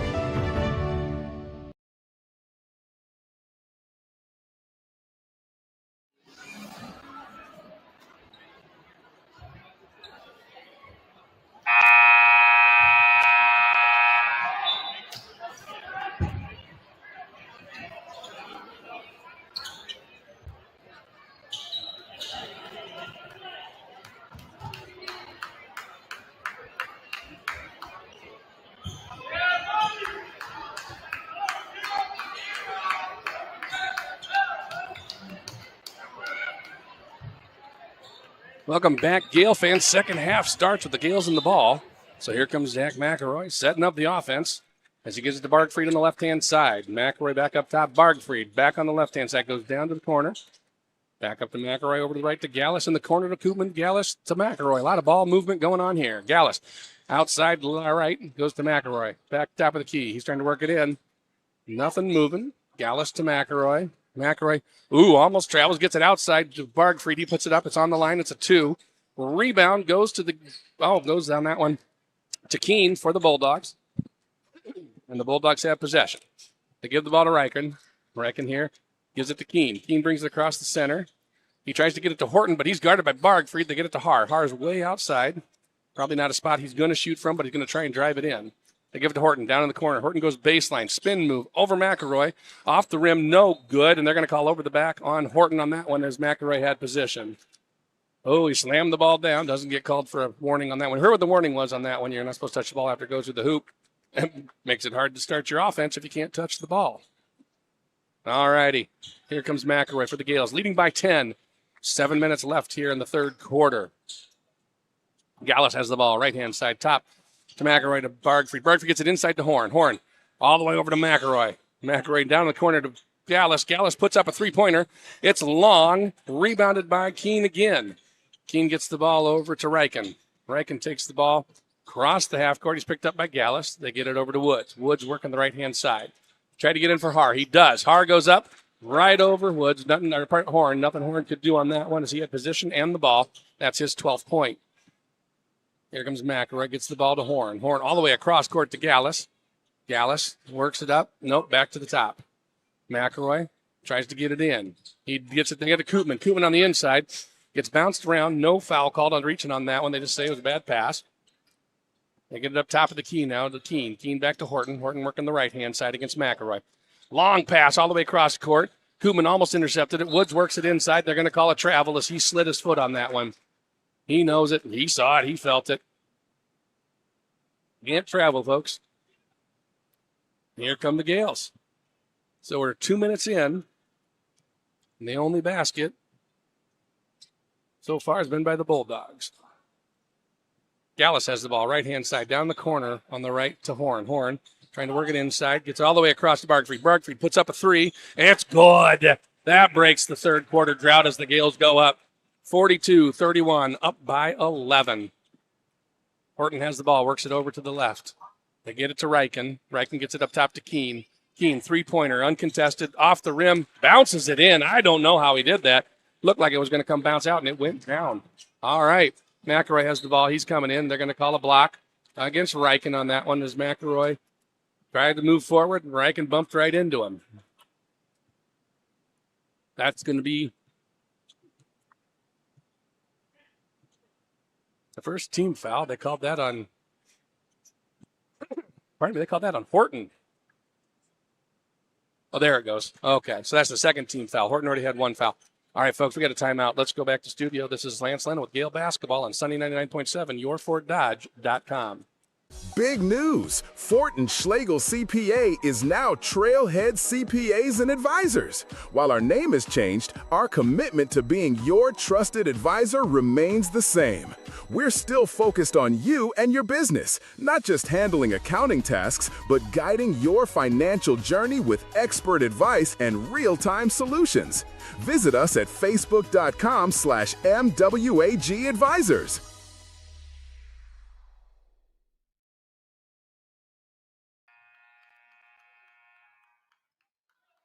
Back at Gale Gymnasium, Gales lead 42-34, so up by 8 at this time. Inbound to Bargfried. Bargfried gets it over. Top of the key to Miracle. Over to McElroy on the left. Back to Miracle. To Bargfried on the right to Miracle. We're playing around the outside, folks. McElroy has the ball. Gets it in the corner to Horn. Horn from the corner comes in. Puts up a little 8-foot jumper. I'm going to give him 10 foot on that one. It's good. 44-34. Gales up by 10. They get the ball to Wood. Wood works it over to Reichen. Reichen on the left-hand side. Comes in against Miracle. Picked up by Horn. Pass goes into Har. Nope on that one. They're going to call on the floor. Foul before he shot the ball, so that's going to be on McElroy. McElroy gets a hold on that one or a push. I'm not sure, but it's going to be the first team foul, his second foul. Har had the ball right underneath the basket. He was going to put that in, so I'm going to call that a smart foul. Har has the ball up top key. They give it to Horton. Horton working in from the right-hand side. Goes into the lane. Tipped ball. Tried to get it out to Keene. They get it to Woods, to Har. Back in the lane, tried to get it back to Keene. Tipped out to Horton. He picked that one up. Gales have tipped the ball quite a bit. Long shot. No good. Rebound. Loose. Horn picks it up. Horn sees an outlet with Koopman. Koopman all the way down there. Go. Oh, my goodness. They ought to call intentional. He just grabbed the arm on that one, but he's only going to get 2 shots. Don't know why they're not calling intentional. Koopman was going in for the layup, and Reichen just grabbed his arm and pulled him to the ground. I'd have called intentional. That's his 4th foul anyway. So 2 shots for Koopman. Koopman shooting 70% from the free throw line. First shot is up and good. That just wasn't even pretty. Didn't even go for the ball, it didn't look like. You don't get to grab someone and tackle him, I thought, but you do. Well, he got called for the foul, so he didn't. All right. So Koopman lines up his second shot. This one's on the way, and it's no good off the rim, but Horn got the rebound. So he gets it outside to Miracle, to Koopman. Koopman on the left-hand side, open for the 3. He takes it. Front of the rim, no good. Horton gets the rebound. He pushes the ball up. Oh, blocked there on the pass by Bargfried. Wasn't even looking. He just saw the pass come and lifted up his arms and got him, bit on it as it hit him in the back. That was a nice play. Martinez now in for the Bulldogs. He gets it back to Horton. Horton puts up a 3. It's good from the left-hand or right-hand side. Gales pushing the offense and pushing the tempo. McElroy brings the ball down. Couple of steps. He gets it. Oh, to Horn. Horn comes in for the jam. Wasn't an alley-oop. It was a bounce pass to him, and it was just as pretty. Gales still lead by 10, 47-37, 3:57 left in the quarter. Horton has the ball, right-hand side, making the work. Little pick sit there by Woods, but McElroy avoids it to give it to Martinez. Martinez gets totally stripped by Koopman. Koopman's going to come down for the layup this time. It's up and good from the right-hand side. 49-37, 12-point lead, matches the biggest lead of the game for the Gales.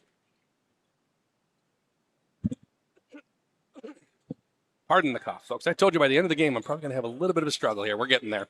All right, they get the ball to Har. He's at the free throw line, looking to penetrate in against Horn. Picks up his dribble, gets it to Keene. Keene back to Har, top of the key. Down to Martinez. Martinez managed to keep a hold of it. Nice hands on that one. He's way down in the corner going against Miracle. Picks up his dribble. Pass goes to Horton. Horton trying to work it inside. Comes back out for the 3. Nice spin move a couple of times to give it to Wood. Wood comes into the lane, makes the shot. It's up and good as he went over everybody. Nice little floater. 49-39, back to a 10-point lead. And that's going to be a foul on Keene as the pass was going to Bargfried. Keene trying to intercept it, ran right into Bargfried. So that's going to be Keene's second or third foul. It's his second foul. So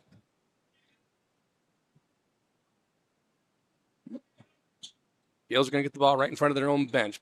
Gaels has the top of the key to Bargfried. Left-hand side back to Gaels, top of the key. To Miracle, to Koopman, to Miracle, to Gaels. Over to Bargfried. Back to Gaels, to Miracle. And to Horn in the right-hand corner. Horn puts up a 3. Not there. Har gets the rebound. He gets it out to Horton. Horton working the ball up. 2:40 left in the third quarter. Gives it to Wood. Bottom right corner. Wood tries to work it into Har. Ball is loose. Har gets it. Long pass out to Martinez. Back top. He's working the left-hand side. To Horton at the center. Guarded by Gaels. He gets it back to Martinez. Martinez. Nothing for him. To Keene. Keene back to Martinez. He comes in. Couple of moves. Oh, he's just knocked out there. Koopman just rejected him like all with authority. Oh, my goodness gracious, ladies and gentlemen.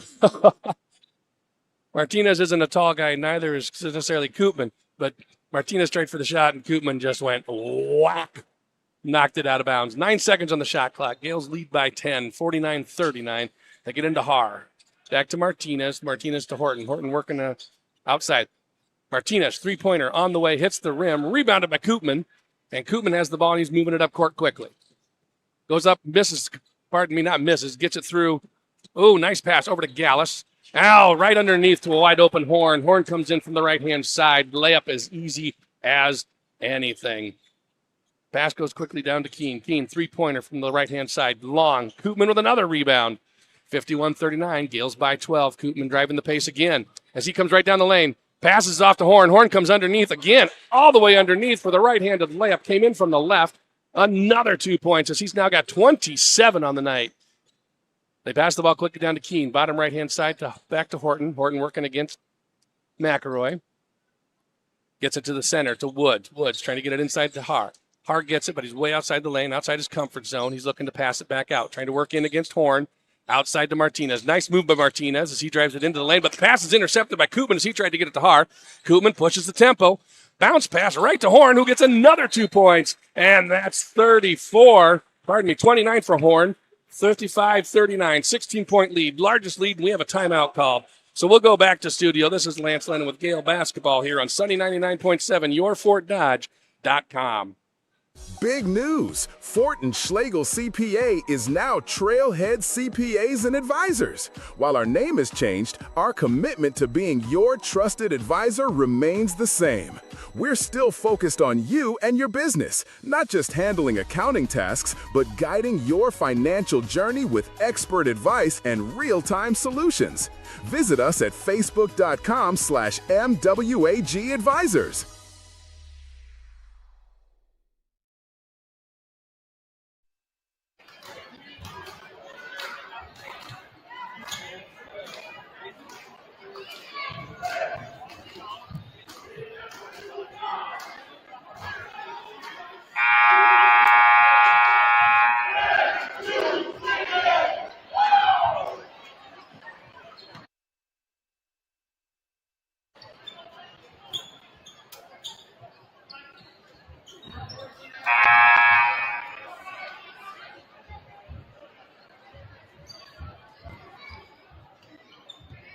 Welcome back to Gael Basketball here in Gael Gymnasium as the Gaels lead 55-39, 16-point lead.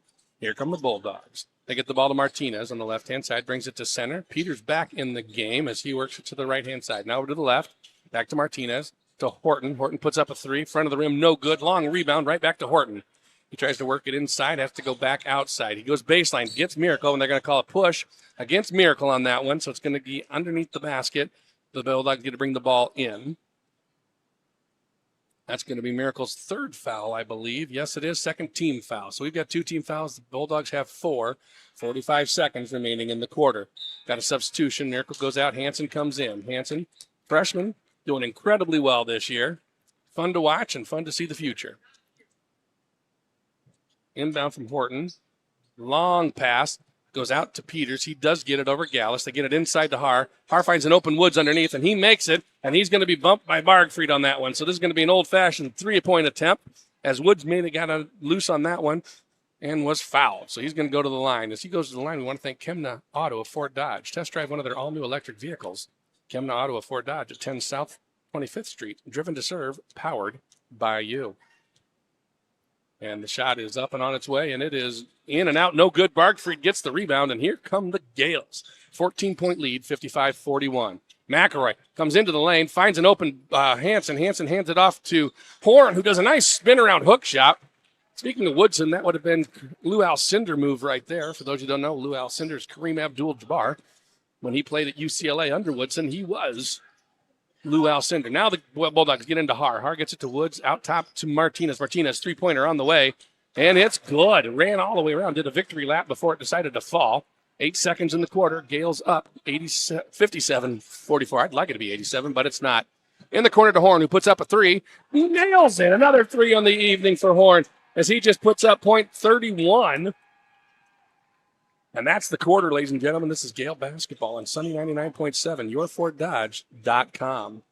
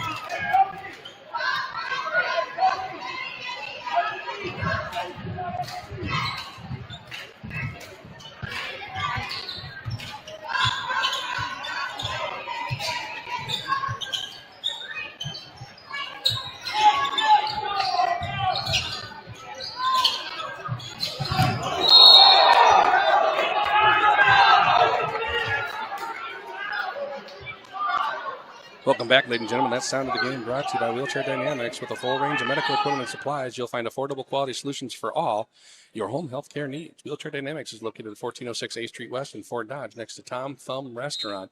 In the interim, they got it to Har underneath, and he had his first jam of the game as he just kind of stood up and put it down. He has a tall glass of water. The ball now is back to the Bulldogs as they missed the shot. Horton drove baseline, put it up, no good. McElroy has the ball. He traveled on the last possession. It was a turnover. Gaels got it. He went baseline just outside the lane, put up a nice little 7-footer. It's up and good. Gaels lead 62-46, 16-point lead, 7:04 remaining in the game. Horton kind of slowing things down a bit. He gets it to Martinez on the right-hand side. Martinez works towards the center, gets it to Woods, top of the key. Woods tries to work it into Hard, deflected by Koopman, gets the ball to Horn, who gets the ball to Bargfried. Bargfried gets it back to Horn, who goes up and puts the layup in from the right-hand side as he split two defenders. And good, 64-46, 18-point lead as the Gaels start to extend it. Here comes Martinez trying to work it into the lane. Nothing there, gives it to Peters. Peters right at the free throw, backs it up, gives it to Horton, top of the key, over to Woods. Woods trying to work it in. He gets into the lane, couple of steps. He puts it in. Nice basketball move as he went to the left-hand side, made the layup, 64-48. McElroy says, I'm going to do the same thing, and he goes down, misses. Horn got the rebound, hook shot. It's up and good. Nice move on that one. They get the ball inbound for the Bulldogs. Here comes Peters across the timeline, picked up by Gaels on the right-hand side. Down in the corner to Martinez, back up top to Woods. Working just right of center. Martinez, three-pointer on the way. Off the rim, nobody down there to rebound except for McElroy, who gets it to Bargfried. Bargfried down on the right-hand side. Takes it into the lane, scooping move as he went under Har once he got him airborne, and he makes the front-ended layup. 58, 68, 28, 20, 48, 20-point lead. Again, numbers are hard. They get the ball to Wood. Wood gets it into Har. Har in the inside. He goes up, and it's money. You can pretty much count on it when he's underneath the basket with the ball that it's going to go in. 68-50. Gaels up by 18, 5:32. McElroy, floater, tried to do an alley-oop to Horn, missed, but Horn rebounds or pushes it out to Gaels, who gets the rebound. Horn goes in Takes it back out to McElroy, top of the key. McElroy, little push on Martinez there, doesn't call. He's going to go ahead and work it back. Goes into the lane. Pardon me, not in the lane, outside the lane. Misses the shot. Hit nothing but air on that one. Rebound to Bulldogs as it was Peters. He got it to Horton. Horton tries to pass. Intercepted by Koopman. Koopman sees it underneath. Nice little move as he gave it to Bargfried. Bargfried went up from the left-hand side, and it's good. Gaels back up by 20, 4:57. Horton looking a little tired and rejected as he comes up court. Quick pass to Martinez. Martinez loses the ball. It's on the ground, but he picks it back up. Dribbles down the right-hand side. Over to Horton in the corner. Horton works it back up top to Wood. Woods over to Peters. Peters, three-pointer on the way. Off the rim, no good. Koopman with another rebound. Here comes a fast break all the way to Gaels. Gaels coming down left-hand side. Call it. You're going to call the shot. It's good as Peters didn't get this position, and he draws the foul. Gaels is going to the line, shooting the old-fashioned three. Gaels on the night has got 7 points with a chance to make it 8. And Peters picks up his first foul of the game. We got some substitutions coming in. Back into the game for the Bulldogs comes Keene and Reichen. Out goes Peters and Martinez. In for the Gaels, we have Hansen now and Miracle. So we have Gaels, Miracle, Hansen, Bargfried and Horn. A little bit of a hiccup there. First shot only one shot by Gaels, and it's up and good. He now has 8 points on the night. We want to say thank you to more of our sponsors here. Trailhead CPA PC. Your Trailhead CPA PC is your trusted advisor, formerly Fortin Schlegel CPA PC.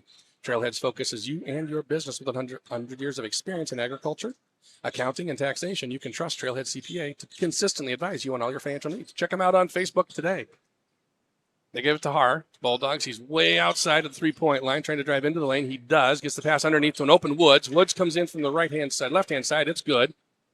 Pass comes into Horn. Horn finds an open Hansen across the timeline. Back to Woods, Horn, top of the key. Horn's running the offense. Gets it over to Bargfried in the corner. Puts up a three-pointer.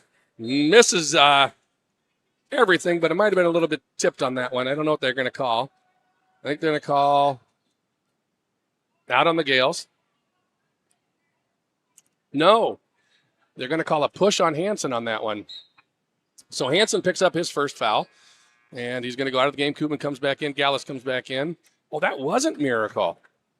That was Jackson Calvert getting some more playing time. Jackson has been out with a wrist injury. I called it Miracle, and it was Calvert. Miracle is back in. Here come the Bulldogs. It's good to see. There you go, Sam. It's good to see Jackson back in the game this year. He's been out all season now with that wrist injury. Horton puts up a three-pointer. Oh, that was pretty. That was over McElroy. Fall away three-pointer, and he gets the 3 points. Bargfried forces the ball up quickly. Here comes McElroy into the lane. Bounce pass underneath to Horn. He puts it in, and they call Har for the foul. And I think that's going to be, that's his fourth foul on the game here in the fourth quarter. 3:31 remaining. He didn't think he fouled. But that's 40 points, folks. 4-0. Count them for Horn, and they're going to count to 4, and then multiply by 10. That's how many points he has, and he's now shooting for 41. I think this could be a career high for him right now. Yeah, everybody's shaking their head. This is a career high for Hunter. The ball is up. No good. Rebound stripped right out of Har's hands. They get it back to Horn, who goes in for another shot and misses it. Gets his own rebound. Puts it up, and good. 42 points. He's just padding his stats now. Timeout called by Kokendorfer. We're going to go back to studio. This is Gael Basketball on Sunny 99.7, yourfortdodge.com. There are places where all roads lead to families providing for their loved ones and their community, where friends are found down every street. That's where you'll find us, taking time to get to know you, calling you by name, generation after generation. Farm Bureau Financial Services. It's your future. Let's protect it. Contact Farm Bureau Agent Jessica Miracle in Fort Dodge today.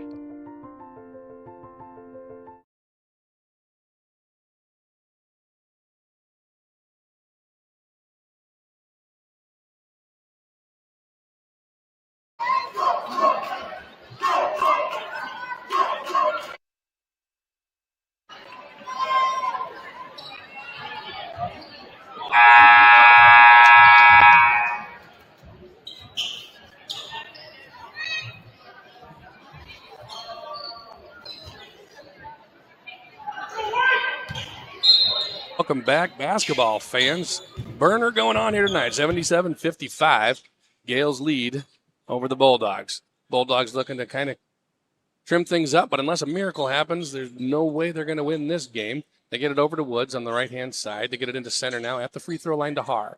Haar works it over to the left-hand side to Keene, up to Reichen. Reichen playing with 4 fouls. He's taking things a lot more tentatively, as is Haar, who's got 4 fouls. They get the ball to Keene, right-hand side, in the corner Wood. Wood fakes a three-pointer, takes it in, and he makes it over Horn. Nice basketball move. Woods has some nice moves. They're pulling a 4-court press here. Here comes McElroy, gets the ball across the timeline. He comes into the lane, over to Horn. Horn comes in, and that's another 2 and an assist. And that is going to be 11, 12, 13 assists tonight for McElroy. 42 points for Horn. I think they're just basically putting on an assist to scoring clinic here tonight. Haar's got the ball over on the right-hand side. He's driving in against Horn. Haar is a baller. There's no doubt about it. He just is not being able to play to the level that Horn is this evening. They get the ball trapped in the corner. Loose ball. Horn picks it up.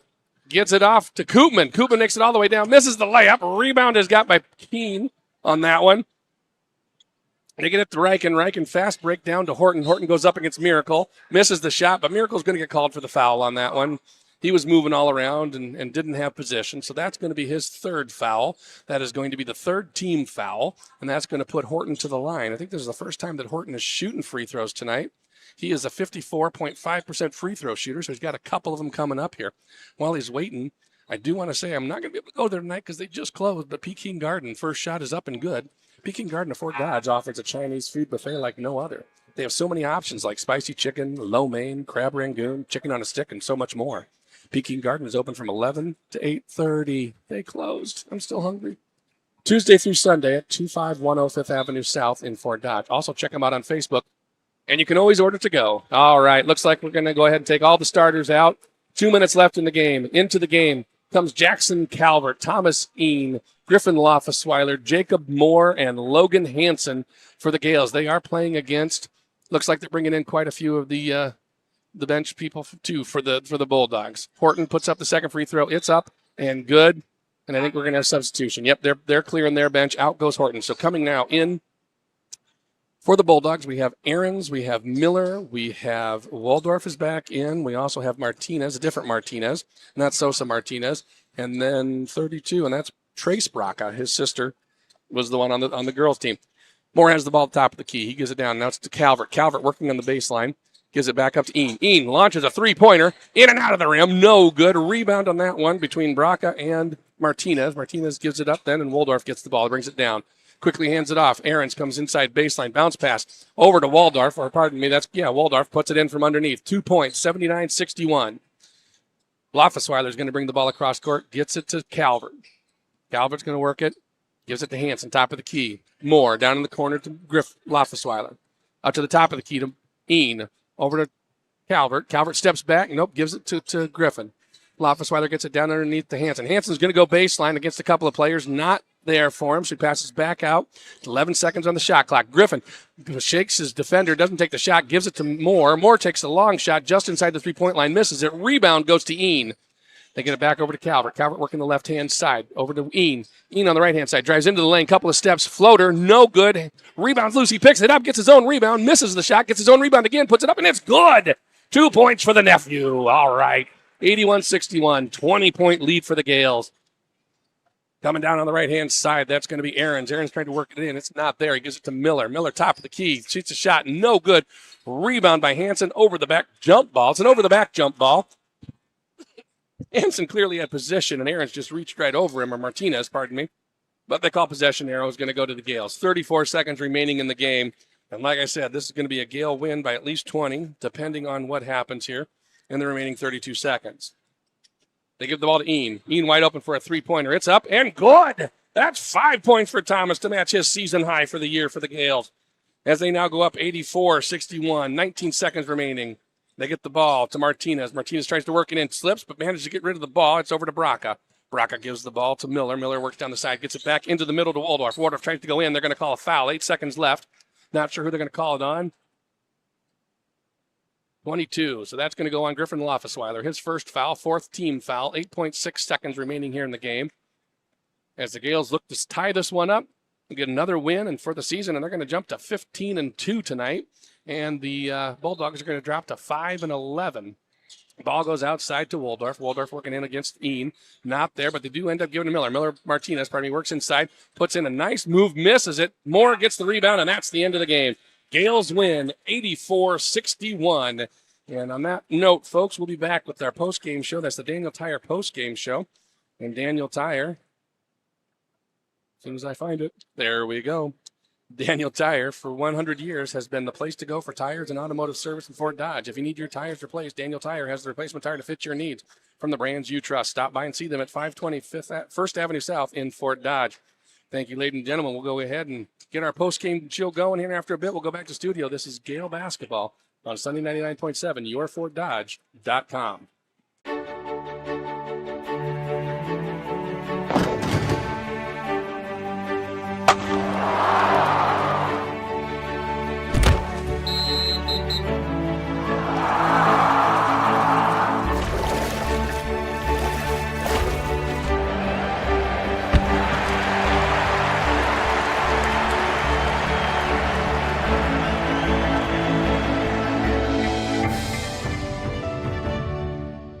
Big news! Fort & Schlegel CPA is now Trailhead CPAs and Advisors. While our name has changed, our commitment to being your trusted advisor remains the same. We're still focused on you and your business, not just handling accounting tasks, but guiding your financial journey with expert advice and real-time solutions. Visit us at facebook.com/MWAG Advisors. From the heartbeat of local radio to cutting-edge digital campaigns, Connoisseur Media connects communities like no one else. Since 2004, we've been amplifying local voices, creating unforgettable moments, and helping brands truly shine. Whether it's radio advertising, digital marketing, or video content, we build connections that matter. Ready to engage your audience? Visit connoisseurmedia.com today or call us at 955-5656.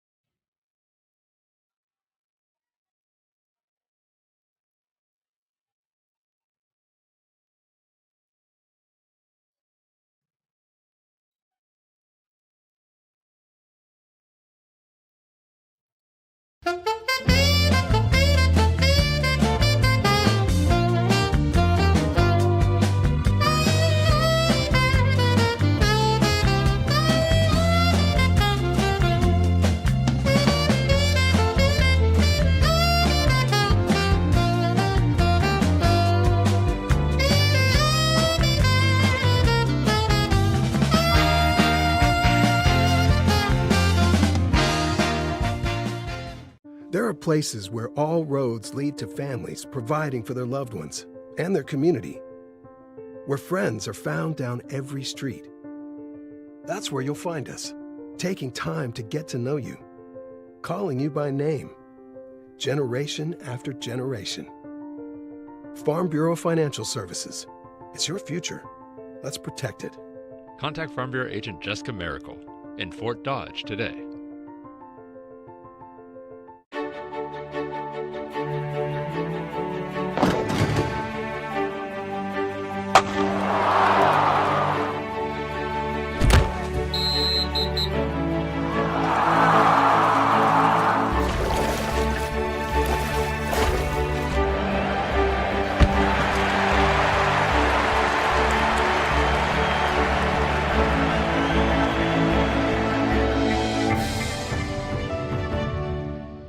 Big news! Fort and Schlegel CPA is now Trailhead CPAs and Advisors. While our name has changed, our commitment to being your trusted advisor remains the same. We're still focused on you and your business, not just handling accounting tasks, but guiding your financial journey with expert advice and real-time solutions. Visit us at facebook.com/MWAG Advisors.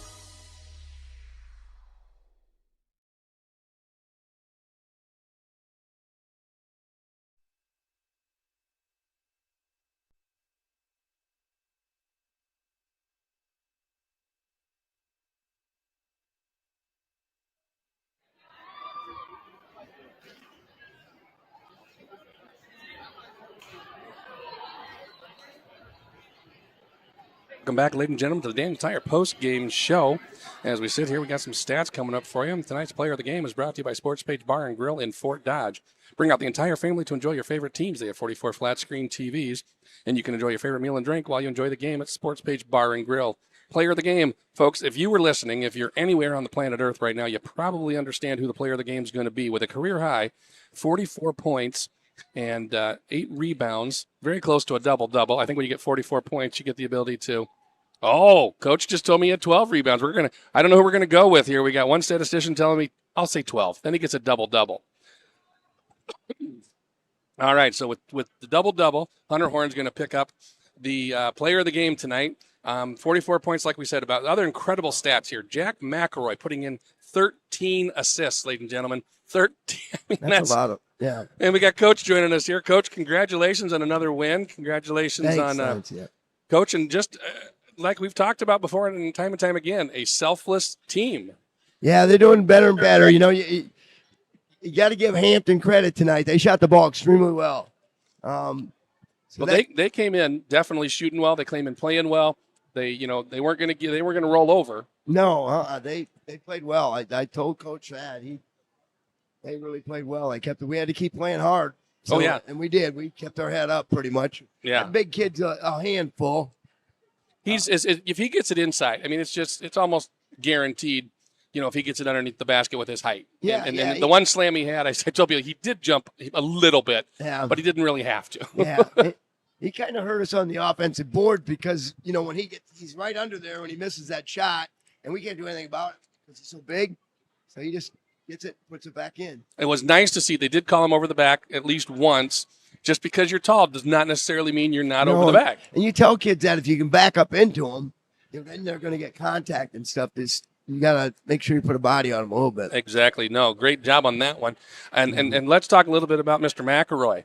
I mean, 13 assists. He just found people open everywhere. Yeah, he did. He's been playing with Hunter for a couple years now and playing with the other guys for 3-4 years.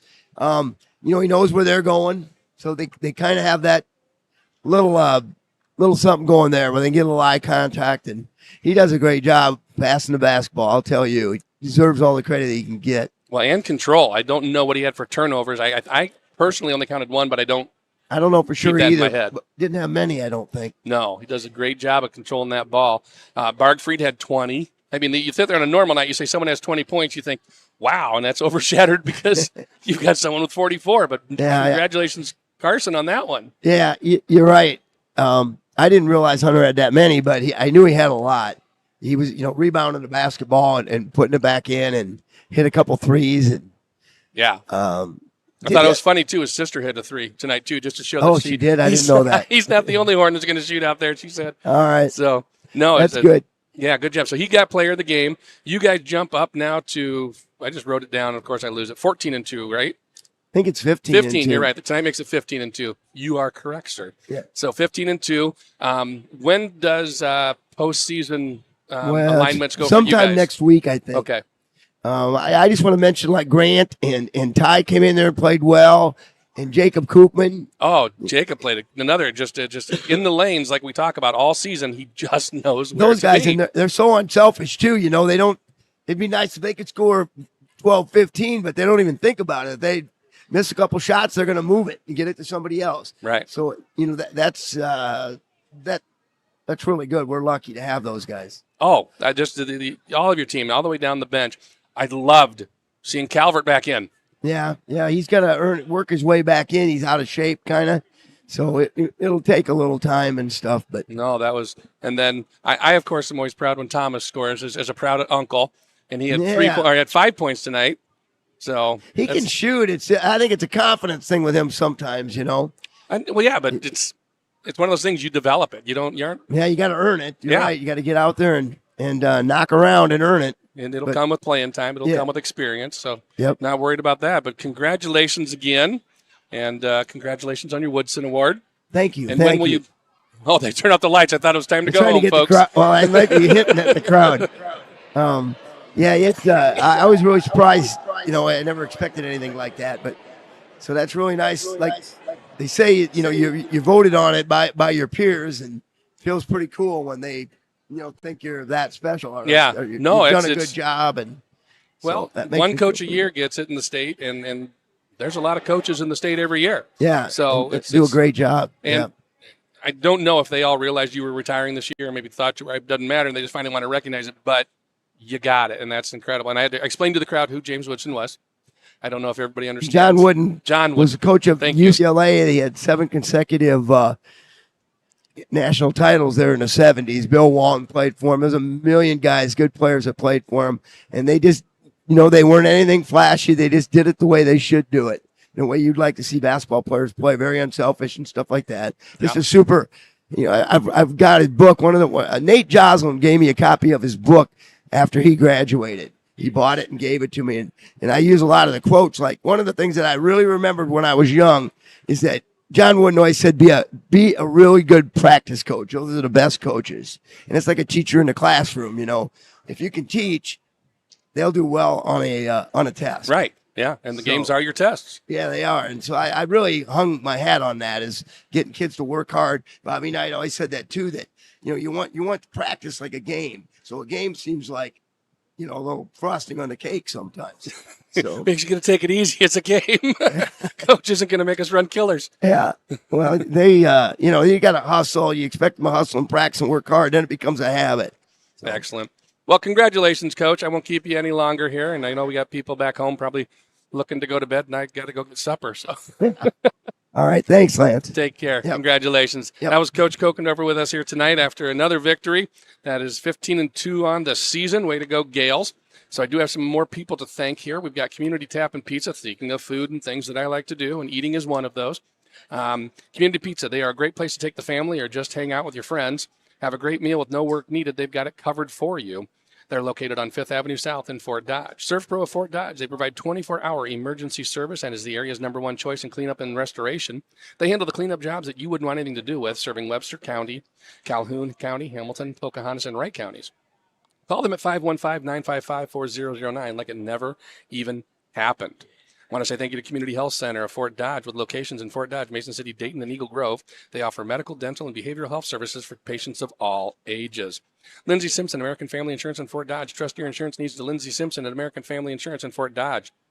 Contact her at Lindsay at 515-855-7000 and get a free quote. Check her out on Facebook today, Lynsey, Simpson, American Family Insurance. Sports Page, Bar and Grill. Bring out the entire family to enjoy your favorite teams. 44 flat screens, good food, meal and drink. Enjoy the games. Fort Frenzy Godfathers. It's all fun and games at Fort Frenzy. Compete with attractions, a pizza buffet, an arcade. There's something fun for all members of the family. They're located on 1st Avenue South in Fort Dodge. Party Productions. Everything you need to customize your event. Party Productions is your premier destination of choice, from huge event tents to theatrical rentals to balloons to an almost complete line of Melissa and Doug toys and everything in between. There isn't much you can't find under our roof. Michael Boer, American Family Insurance, is your American Family Insurance agent. Michael can offer dependable auto, home, business, health, and life insurance, as well as other insurance products. See Michael Boer at American Family Insurance on Facebook today. And Danielle Lynch at Farm Bureau Financial Services. They don't say 2 birds with 1 stone. They say 2 damages with 1 deductible. With Farm Bureau, if your home and auto are damaged in 1 storm, you will pay 1 deductible. Talk to Danielle Lynch in Fort Dodge today at 515-955-1050. If you would like your business to be a part of our local sports broadcast, please call the Connoisseur Media Studios at 515-955-5656 and be a part of Dodger and Gale Sports all year long. So thank you to all of our wonderful sponsors that keep these broadcasts going to you. We're going to go ahead and say thank you to Brock back in the studio. Thank you to my brother-in-law, Rob, for keeping stats. I want to thank to Joe Jaden, sports director, for letting me do this. And, of course, for running the camera over here to my left, who puts me up and puts my face on the wonderful inner tubes. We have Jed Burns, station manager. Ladies and gentlemen, we're going to call tonight. This is Gale Basketball on Sunny 99.7, yourfortdodge.com. Declan, go to bed. Grandpa's done playing on the radio. Big news! Fort & Schlegel CPA is now Trailhead CPAs and Advisors. While our name has changed, our commitment to being your trusted advisor remains the same. We're still focused on you and your business, not just handling accounting tasks, but guiding your financial journey with expert advice and real-time solutions. Visit us at facebook.com/MWAG Advisors.